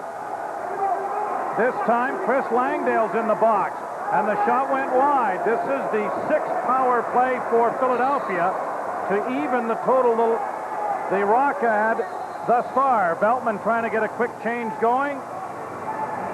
And now quickly passes inside for Gill. Another great pass from Jim Veltman. Boy, he sees the floor so well and has such a great ability to get the ball through traffic. Stroup, Harrison, Dean Harrison puts it on the carpet. 4 seconds left in the shot clock, and the long shot by Veltman went wide. In this day and age where so many teams, almost all of the teams, work a front and back door, Jim Veltman's the kind of guy you want going out both doors at the same time, and you can't divide them in half. Oh, he's valuable everywhere on the floor. And that's why he was the runner-up for MVP in the league. Here's Millon. Nice move, and then off the post. Oh, he made a nice elusive move around Patty Coyle. That was the same fake that he put on Dan Lattiser earlier in the game for a power play goal. Fair to Marechek. Now to Millon. Back to Marechek. Faking, and then the pass. Scores! An over-the-shoulder shot by Tom Marechek, whose 41 goals this season surpassed Gary Gait as the Wings' all-time leading goal scorer with 157. This was actually a pass, Joe. You're going to see everyone was expecting the shot, and you can't see it right here, but it went into Jason Clark's number 13 stick, and he batted in. Here you're going to see, watch Clark is going to sneak in. Here, keep your eye on Clark here. He sneaks in. Just got a piece of it to deflect it in. Beautiful. It was like a one-timer in hockey, almost like a deflection. But what threw everybody off was everybody was thinking that Marechek was winding up to shoot. So Marechek instead gets the assist, and it is Clark who gets the goal. And this game is tied 7-7 because of 3 power play goals that Philadelphia have managed. And they have the ball again. Ryan was pasted in against the board. Ball ahead for Terry Bullen, given off for Graham. Rory Graham being chased here by Ryan. Philadelphia has not led in this game. Colin Doyle. Now to Veltman. Here's a shot from Cole that is stopped. Langdale forced up against the boards and then gets Colin Doyle's assistance in there against Ryan. And let's see how the officials have sorted this out. They're giving the ball to Toronto, it looks like. That's just a possession call. So the 4-0 lead that the Rock enjoyed in the first quarter has been erased. Tim Squire had it hooked away, and then a hit there allows Cole to the loose ball. Squire scooping it up, and a fresh 30s on the clock and a penalty coming to Philadelphia. Cole holding the ball. Here's Colin Doyle. Long pass inside is intercepted, and here's the call. So for the 7th time this afternoon, it'll be a Toronto power play. I think Toronto got a bit of a break there. There's nothing I saw. If anything, I saw Colin Doyle run over somebody before he had the ball. Well, here's Bill Fox coming to the box. 88, Hannaford, 2. From behind. Did you hear that? And now, This is what Gary Doyle did that I thought that was at least a possession call. So the call that was hitting from behind, but I still haven't seen one.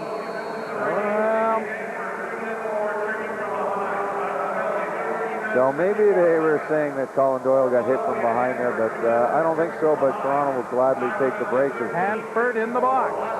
He calls go against him. Shot is stopped by Eliuk. It rolls through the crease. Paul O'Grady. Nice maneuvering to protect the ball. And it is fed ahead, and here is Slate with some empty spaces and waiting for teammates to come out the front door. Millon will hold the ball. Mark Millon changing hands as he goes. Being chased by Dan Stroup, who runs into Clark. Millon with the ball, but time runs out, and he'll leave it there and scamper to the bench to get defensive players on with 1:08 to go on the power play. Danny Stroup bringing it up the floor. Kaleb Toth. It's a 7-7 tie. This is the semifinal, and the pass in for Colin Doyle. He didn't see it in time. Still loose. Ball on the floor, and there's the end of the quarter. So the Philadelphia Wings have battled from a 4-0 first quarter deficit to tie the game 7-7 as we head to the final quarter on this play, deflected in by Clark.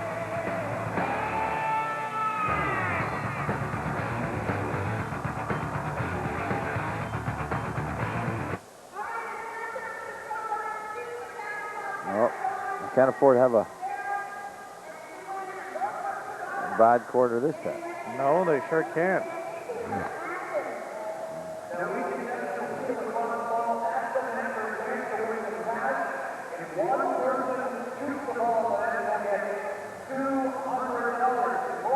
Nine, 10-9 shots that quarter.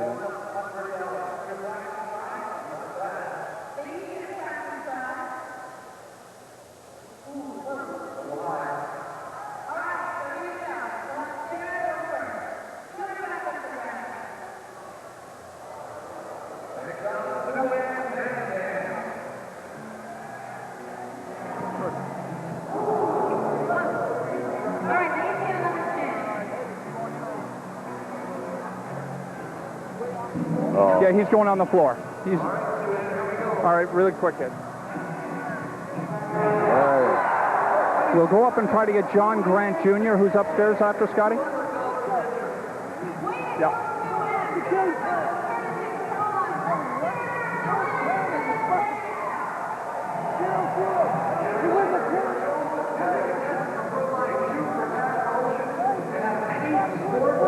It's gotta work. Let's go.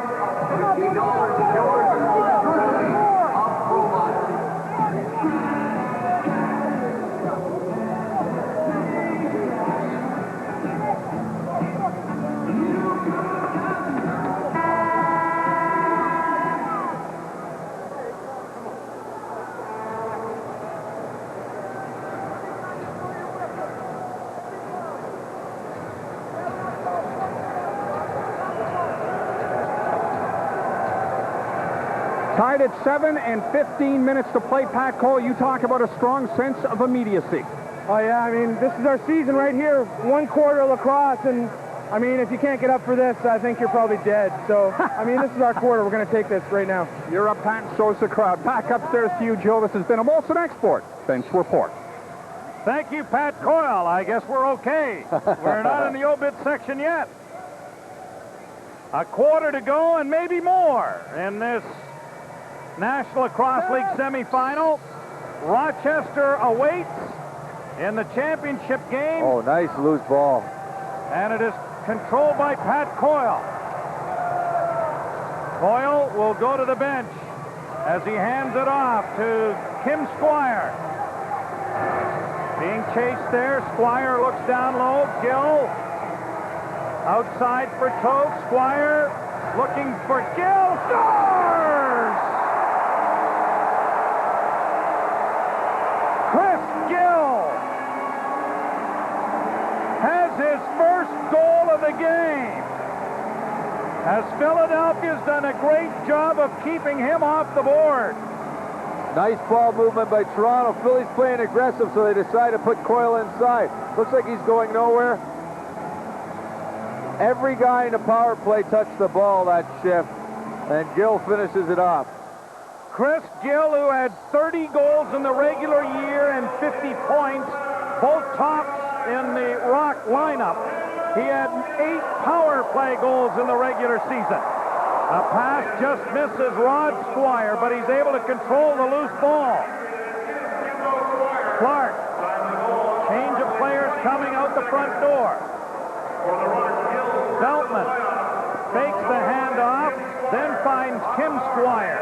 Colin Doyle trying to run some interference with the pick and go. Shot scores! Kim Squire over the shoulder of Dallas Eliuk. And the Rock take a 9-7 lead early in the fourth period. Now this looked like a harmless shot. From the outside, Kim Squire must have saw something. It was a bit of a screen. You're going to see here, I don't know if it's a screen or not. There's a crowd there. Just like a wrist shot in hockey. He caught Squire leaning and he put it in. He caught Eliuk leaning and Kim Squire's put it in. A goal scorer's goal. So Kim Squire gets a huge goal for Toronto, his second of the game, I believe. And it is a 9-7 Toronto advantage. Now Toronto's earlier on, as Philly scored 3 straight. Toronto responded with 2. Philly scored 3 straight again. We'll see what happens here with Toronto taking the lead. Pat Coyle just ran over Paul O'Grady. I mean, he just ran right over him. The thing about this sport, Brian, and you well know it being a defensive player when you've played so very well, is there's no gliding into anybody, is there? No. Here's a chance to the goal! Dan Stroup with his signature move, diving through the crease, and the Rock have opened a 10-7 lead.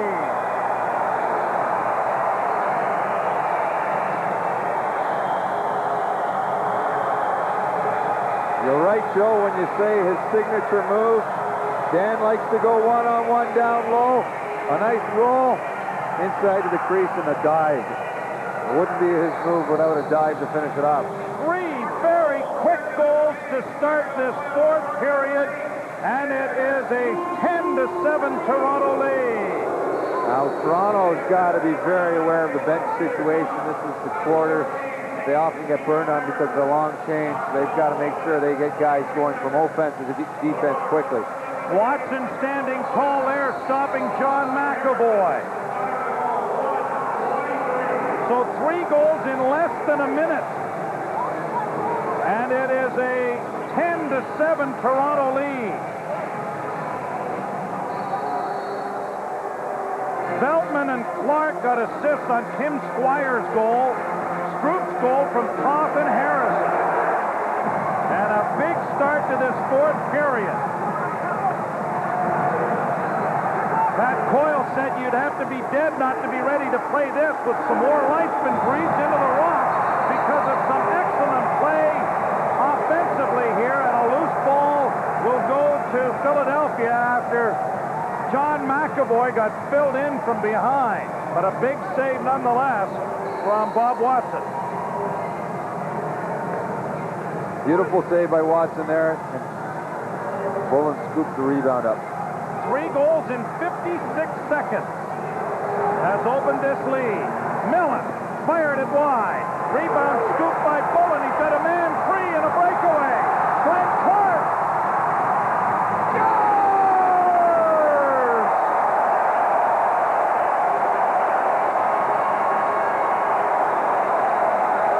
Terry Bullen didn't realize that Clark was so far behind him.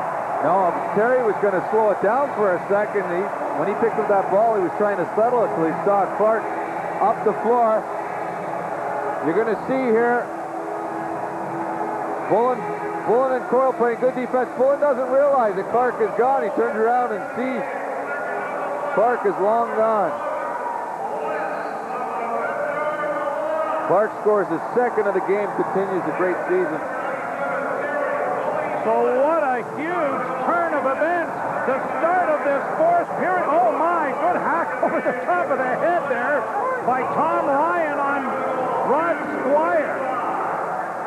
And no penalty. I've often said this, Brian, jokingly, but the rule book of the National Lacrosse League is 2 pages thinner than the one used by the World Wrestling Federation. Well, I've never read it, I'll tell you that.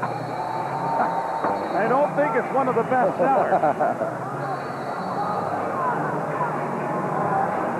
Bullen from Clark, 4 goals in 2 minutes and 8 seconds. Fair, and the shot by Clark of Philadelphia went over top of the net. Jason Clark has scored twice for Philadelphia. Jake Bergey's been quiet on the score sheet so far today. He's got the ball now, gets a bit of a pick there from Fair. Nice play inside. Fair run into by Ladiseur. And there is the buzzer to end the 30-second clock. That was more than a bit of a pick, Joe. That was Pat Coyle hit type pick. But it was a good job by Tommy Fair, and that's one of the reasons they added him. Tom Ryan has been an effective player for Philadelphia this afternoon, too, especially in the physical part of things. Yeah, he's one of those plumber-type players, going to get you 5 or 6 goals a season, but he works hard on loose balls, plays good defense. Harrison at the top, takes it wide, loads it up, missed the net, and it is grabbed off by Tom Slate. Quickly transitional game here for Philadelphia. Oglesby was open, but it was shot wide by Slate. Here's a chance now for Jacobs. Peter Jacobs dropping it back for McAvoy with 10:30 to play. And Tony Resch's team has run into a whirling dervish to start this fourth period. Millon trying to get outside. Millon and Clark. Millon has difficulty with the ball, and an uncontested turnover there has Veltman with the loose ball. Millon just lost the handle. Here's Pat Coyle. And Veltman will take the ball from him, and it is Colin Doyle now with the ball. Lead pass, great play, and a shot stopped by Eliuk. Good save. Cole with a nice move out of the corner. Probably had more room to walk in than he actually realized on that play. Doyle misses a hit. Pass outside and a shot. Stopped by Eliuk. It's somewhere underneath him, and the official is right there. Some great action in this fourth period. A timeout on the floor, and the Toronto Rock lead 11-7.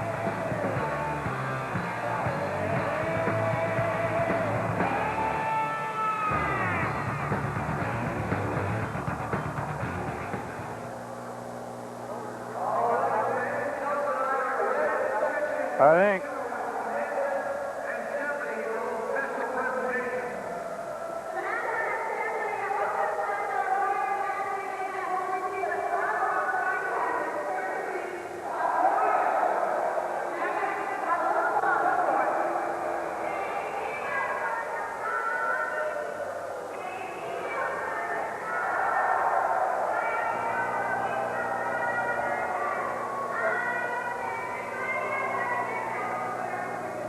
All right, in the old Gnickers.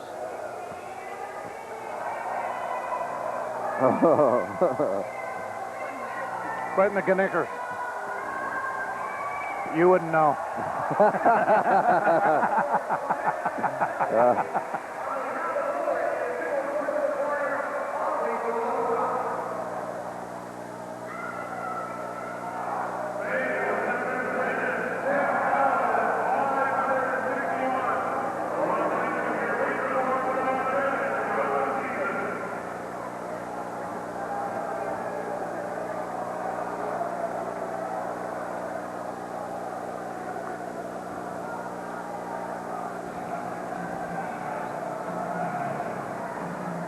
Today's Rock broadcast brought to you in part by Yamaha, exceeding expectation, and by Chevy Trucks.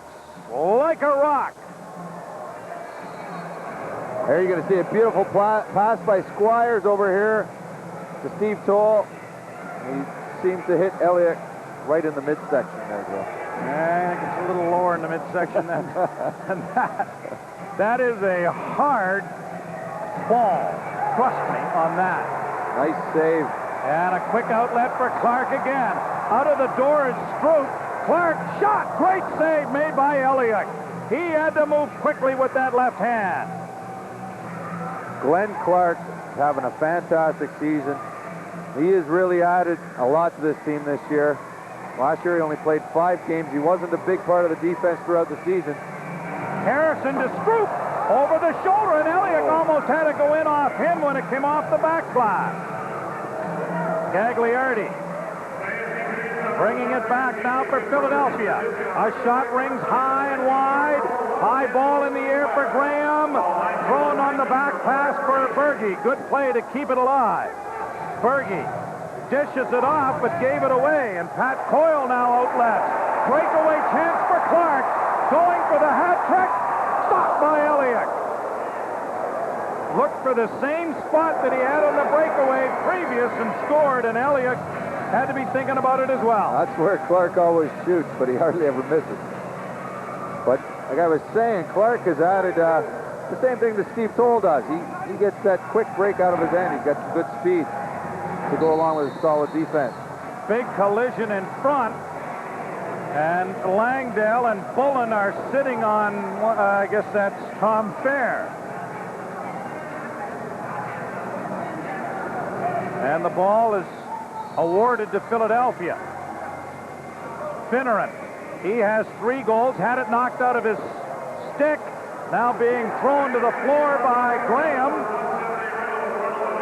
Outside shot stopped by Bob Watson. Bergey with a loose ball. And a fresh 30 on the clock. Chance now for Marechek. Marechek with a bounce shot that goes high and wide. Still loose on the floor. Pat Coyle has Bill Bergey on the floor. And he got caught. Or Jake Bergey. If he had Bill down there, there might really be a problem. But Coyle is going to the box. This is a legitimate call. We're going to see Pat's covering. Pat's up at the top of the screen there. You're going to see him turn around and give a shot right there to Bergey, and Bergey never had the ball. 7th power play for Philadelphia. 3 of their goals scored with the man advantage. So a 4-0 Toronto run here, and a chance for Philadelphia to put an end to it as we get some more work being done here on Bobby Watson's shin pad. This is just to give the defenders a rest here, Joe. Sometimes the most important piece of equipment in a trainer's bag is that white tape. That's right. And all of today's power plays are being brought to you by DeWalt Power Tools. Guaranteed tough.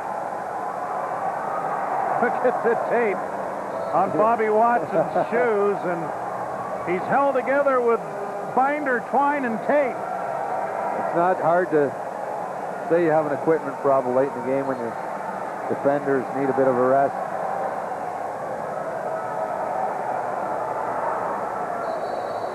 So here we go with the Philadelphia power play with 7:35 to play. Finneran, Millon, Marechek scores. Tom Marechek gets a huge goal there for Philadelphia to make it 11-8. That was a tough one. That looked like it was kind of almost deflected in off Bobby's arm. You're going to see Marechek take the shot here. Just picked the corner on the far side. It comes just a second past the midpoint of the 4th quarter at 7:31. And Tom Marechek has his first goal. And we told you about his passing of Gary Gait as the all-time leading scorer in Philadelphia Wings history. 157 regular season career goals. Philadelphia twice has gone on 3 goals momentum swings where Toronto's got to slow it down. That was... Whoa. There's the goal there. Is it in? Yes. Yeah. Langdale double checking. The Rock answer very quickly. Colin Doyle. Well, that's a good way to kill the momentum.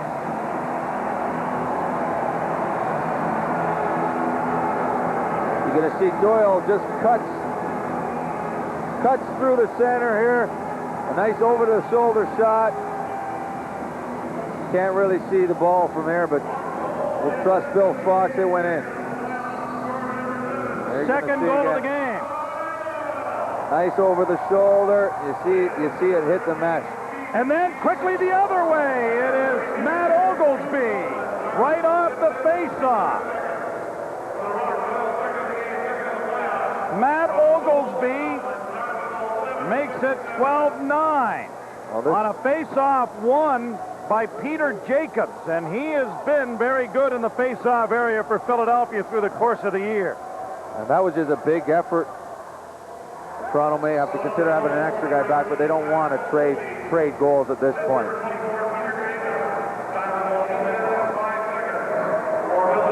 Oglesby from Jacobs, and Oglesby's first of the game.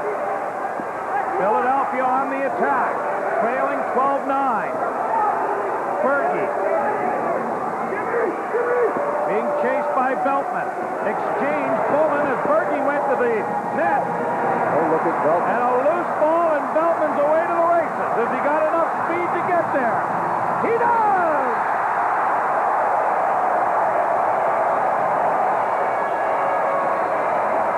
Jim Veltman makes it 13-9.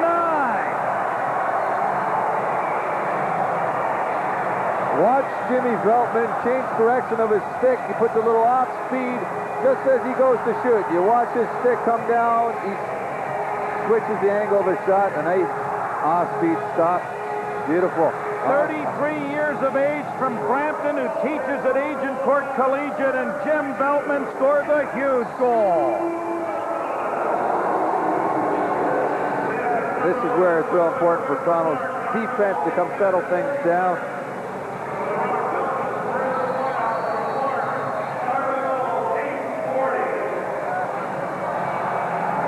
Chris Langdale getting a call here, and now are both going off. No? Well, if they're not, I don't see why they're arguing. I guess yes. Yes, they are. Going to the box as well as John Gagliardi. Had a great flash. 2 minutes. 2 minutes. 6:08 remain in the fourth period. The Rock lead by 4. The winner has the Rochester Nighthawks to look forward to.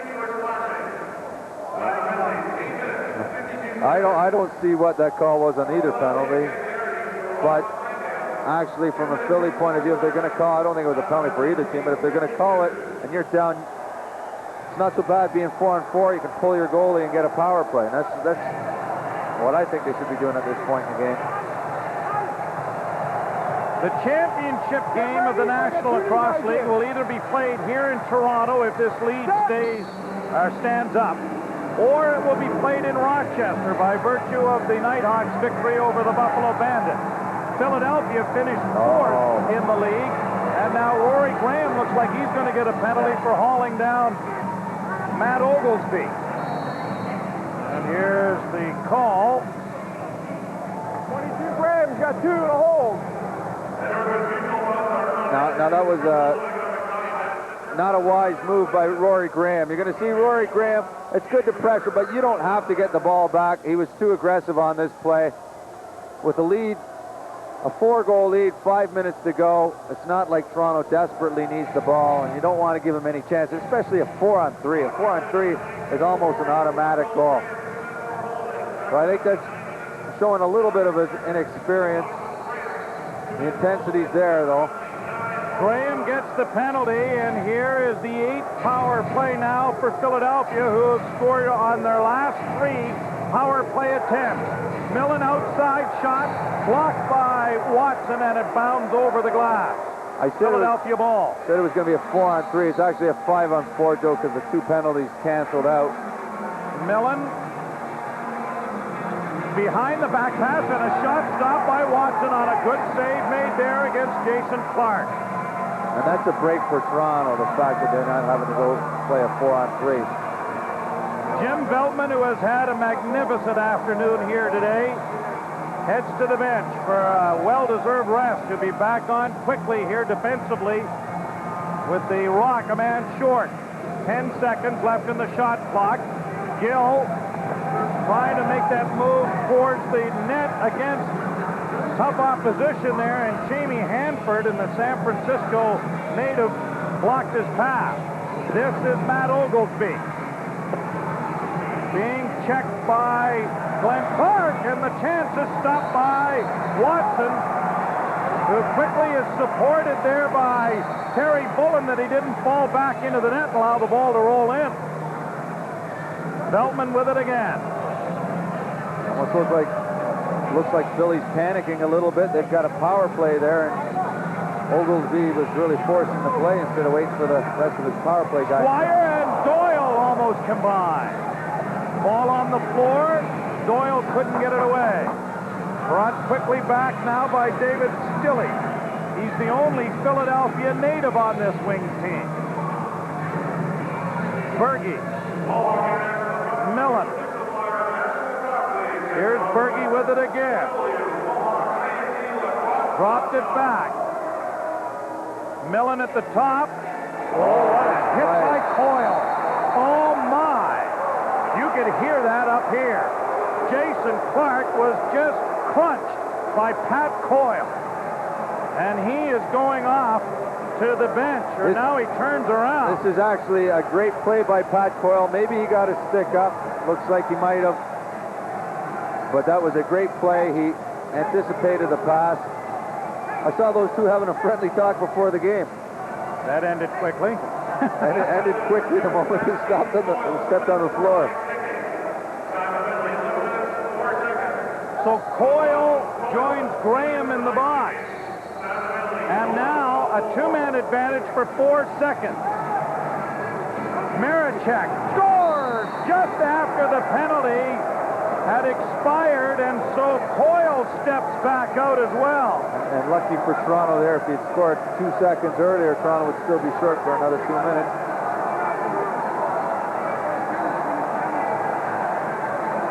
The 11-12, the time of the goal, on a hard outside shot from Tom Marechek.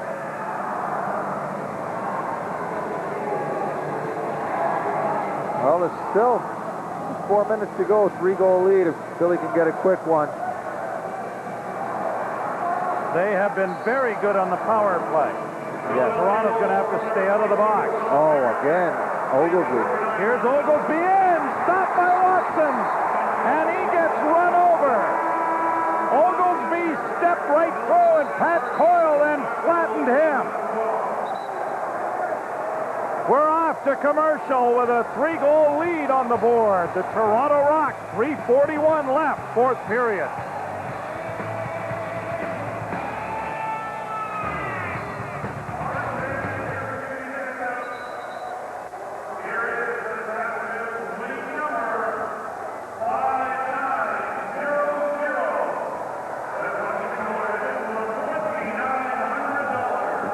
Still 3 minutes to go. Holy smokes, what a hit that was. Yeah. Oh. That was nice. I wonder what it was like playing this game without face masks and helmets. I played without a face mask. It shows.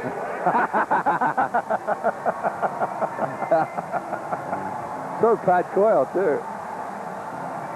Has he got all his teeth? Yeah. Yes. Yeah. That was a no-brainer, I got to admit it. Should have saved that one for the air. Well, I won't fall into it on air now.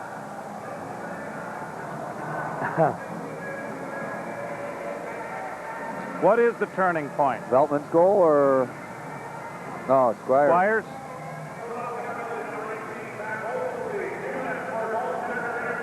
Yes. Okay. Still lots of time. No, that was the second of 4 straight. All right, fine.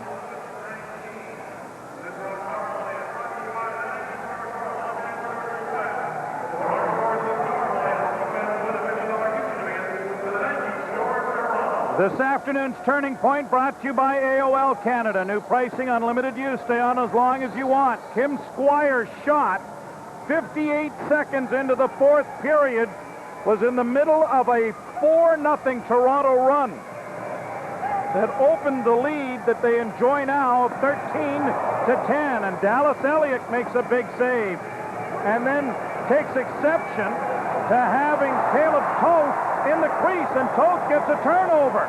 Some good hustle there by the youngster. The Calgary native, Kaleb Toth, 22 years of age. He looked like just like Jimmy Veltman there on that loose ball. Stroup, now to Veltman, now to Colin Doyle. Veltman again up top.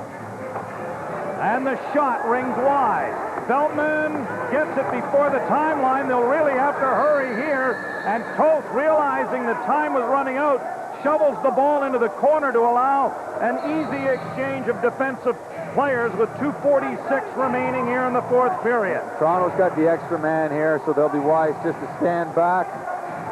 Have the extra man stand in the center, make sure nobody's going to get beat one-on-one without some good backup. Jason Clark and Jake Bergey. Bergey back. Outside Jacobs had it blocked. Big Dan Ladouceur rumbling, tumbling, and bumbling to the center. Here's the big fella dishing it off, heading to the bench. Clark.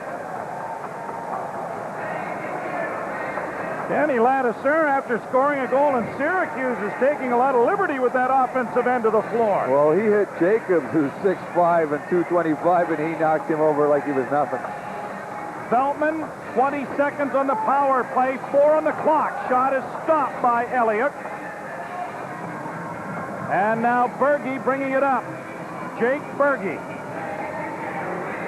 25 years of age, born in Chadsford, Pennsylvania, just outside Philadelphia. Millon with his quickness and his shot, and it went over top of the net, and quickly on it to pounce is Bob Watson. And have we got a whistle now and a timeout being called by the Toronto Rock. It is time now for our hit of the game, brought to you by Yamaha, exceeding expectations. We've had a lot to choose from. Yeah, that's for sure. This one was a penalty, but it was still a good hit. A lot of Patty Coyles are like that, and it gets people thinking. Patty anticipates this pass, and you can see him come up for the surprise hit. Now, we might say that was a high stick, but Patty will argue that Clark ducked. Jason Clark took it. Now, I'm sure they had to play this game at one point without helmets and face masks. That would have been a tough one to take without the face mask on there. Yeah, I played without a face mask, Bill. We can tell. You walked right into it again. 1:32 remaining in the fourth quarter, and a 3-goal lead for Les Bartley, who tries to go back-to-back in the National Lacrosse League Championship game.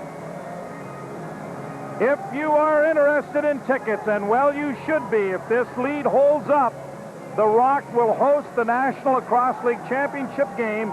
416-596-3075. Come on down and join us here at Maple Leaf Gardens in Toronto.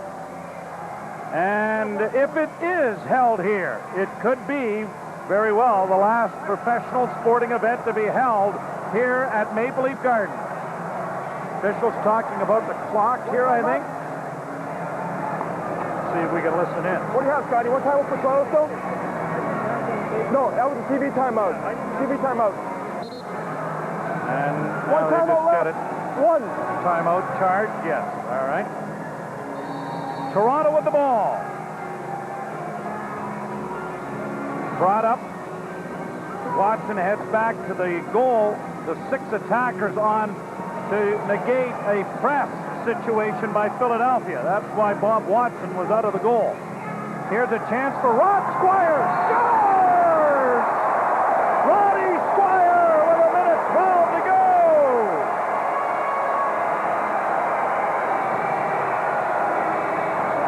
Well, you're going to see a nice pass by Veltman here in this goal as a result of Philly having to put the press on. Philly has to spread out here. They have no choice. They got to get the ball back and Squire just takes advantage of it. It was a nice pass by Veltman through the middle. 14:48, the time of the goal by Rod Squire. Known more for his defensive prowess, he had only 3 goals in the regular season. Scores a huge one right there. Penalty coming here to Toronto. Off the bench, shot stopped by Watson. And Rory Graham is going to the box with 59.7 seconds left.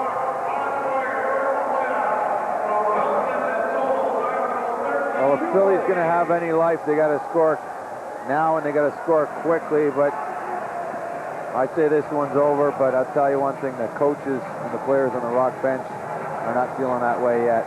This will be the 10th power play opportunity.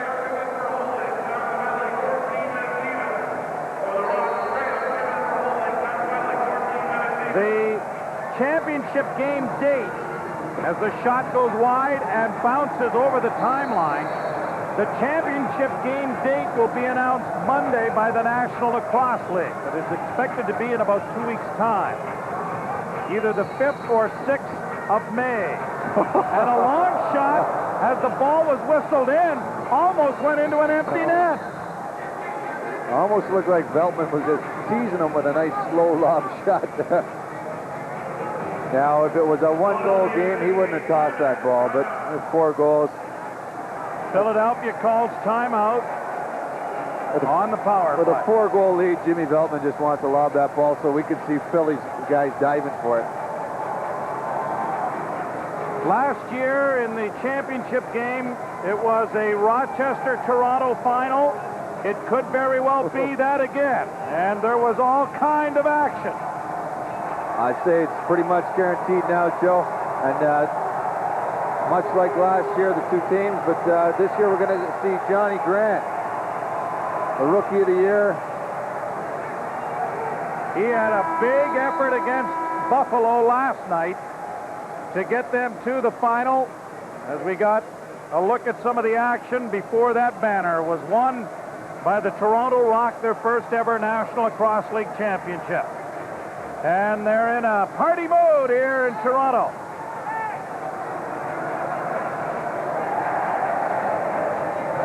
The Philadelphia Wings on the power play and a half-minute left. Marechek outside, had to go off his hip, but time is not an ally. Let the shot go over top of the net. Back of the goal for Clark. Clark, back of the net. And the whistle here, is that a time violation or a timeout call? Nope, timeout called by Toronto. Once again, come on down and join us here at Maple Leaf Gardens. Maybe the last major event that the Grand Old Lady will have to showcase. It will be the National Lacrosse League Championship game, and there's the number to call for ticket information here at Maple Leaf Gardens. As Les Bartley looking on with his assistant coach there, Ed Como and Derek Keenan, Johnny Meridian, what a great job they've done. A team that pretty much was kept intact with the addition of Kaleb Toth and Ryan O'Connor, others who were added but really didn't go out making any trades or anything. They stuck pretty much with the formula that was successful a year ago, Brian. Some roles changed a little bit. They got Roddy Squires a little bit more into the offense. They're using Glenn Clark a lot more this year. But for the most part, it's what got them there last year is getting them there again this year. And Les Bartley with a smile on his face and talking with Chris Gill with 15.3 seconds left and a 4-goal cushion. The Toronto Rock are going to their 2nd consecutive National Lacrosse League championship. Langdale running out the clock. Oh, is he ever? Lost the ball. Turned over in an empty net, but it won't count as the horn goes. 10,551 celebrating along with the Toronto Rock, who have a huge 4th quarter, scoring 4 goals in under 2 minutes of playing time to start the fourth quarter to break open what was a tight ball game, tied 7-7. They're going to the show again, and we're going to get to see John Grant next week. It should be a great battle. John Grant, over 70 points this year in his rookie year. Scored 5 last night, as you said. And Toronto's going to start working on that game plan tomorrow. So either the 5th or 6th of May, about 2 weeks' time, they will host their second consecutive National Lacrosse League Championship game here at Maple Leaf Gardens as the Toronto Rock and the Philadelphia Wings exchange handshakes on a great afternoon of action here in National Lacrosse League play. Bob Watson is going to the show. The Toronto Rock win it 14-10.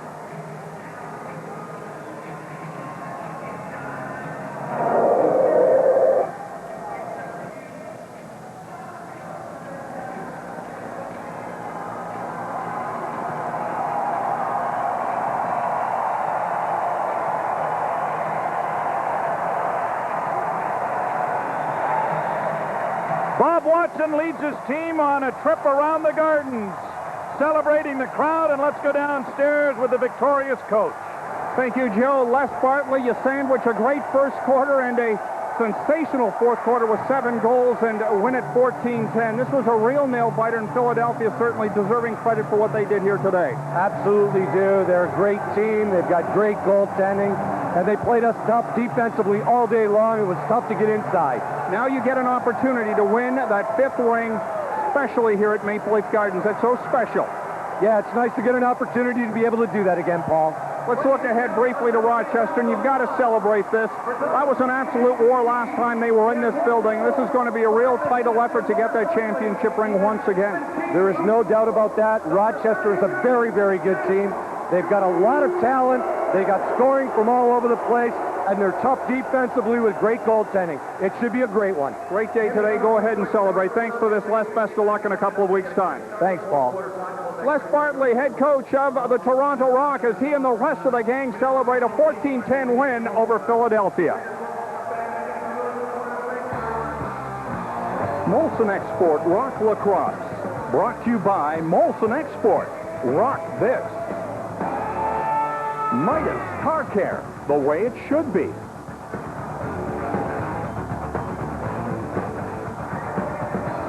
Chevy Trucks, like a rock. And by Yamaha, exceeding expectation. And welcome back to Toronto Rock with yet another opportunity to win their second consecutive National Lacrosse League Championship. The date to be determined either Friday night, May 5th, or Saturday afternoon, May 6th. The Rochester Nighthawks and the Toronto Rock in 2 weeks' time. See you then.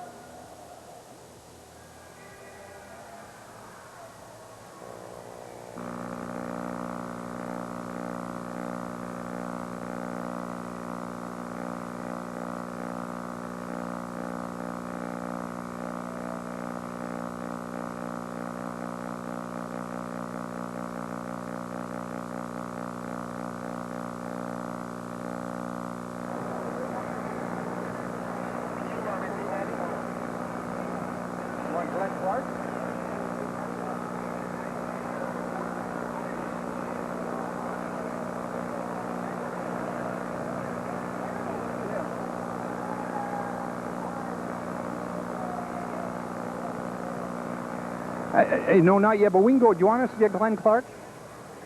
Glenn Clark? Yeah. 2 goals, 2 assists. We'll get him.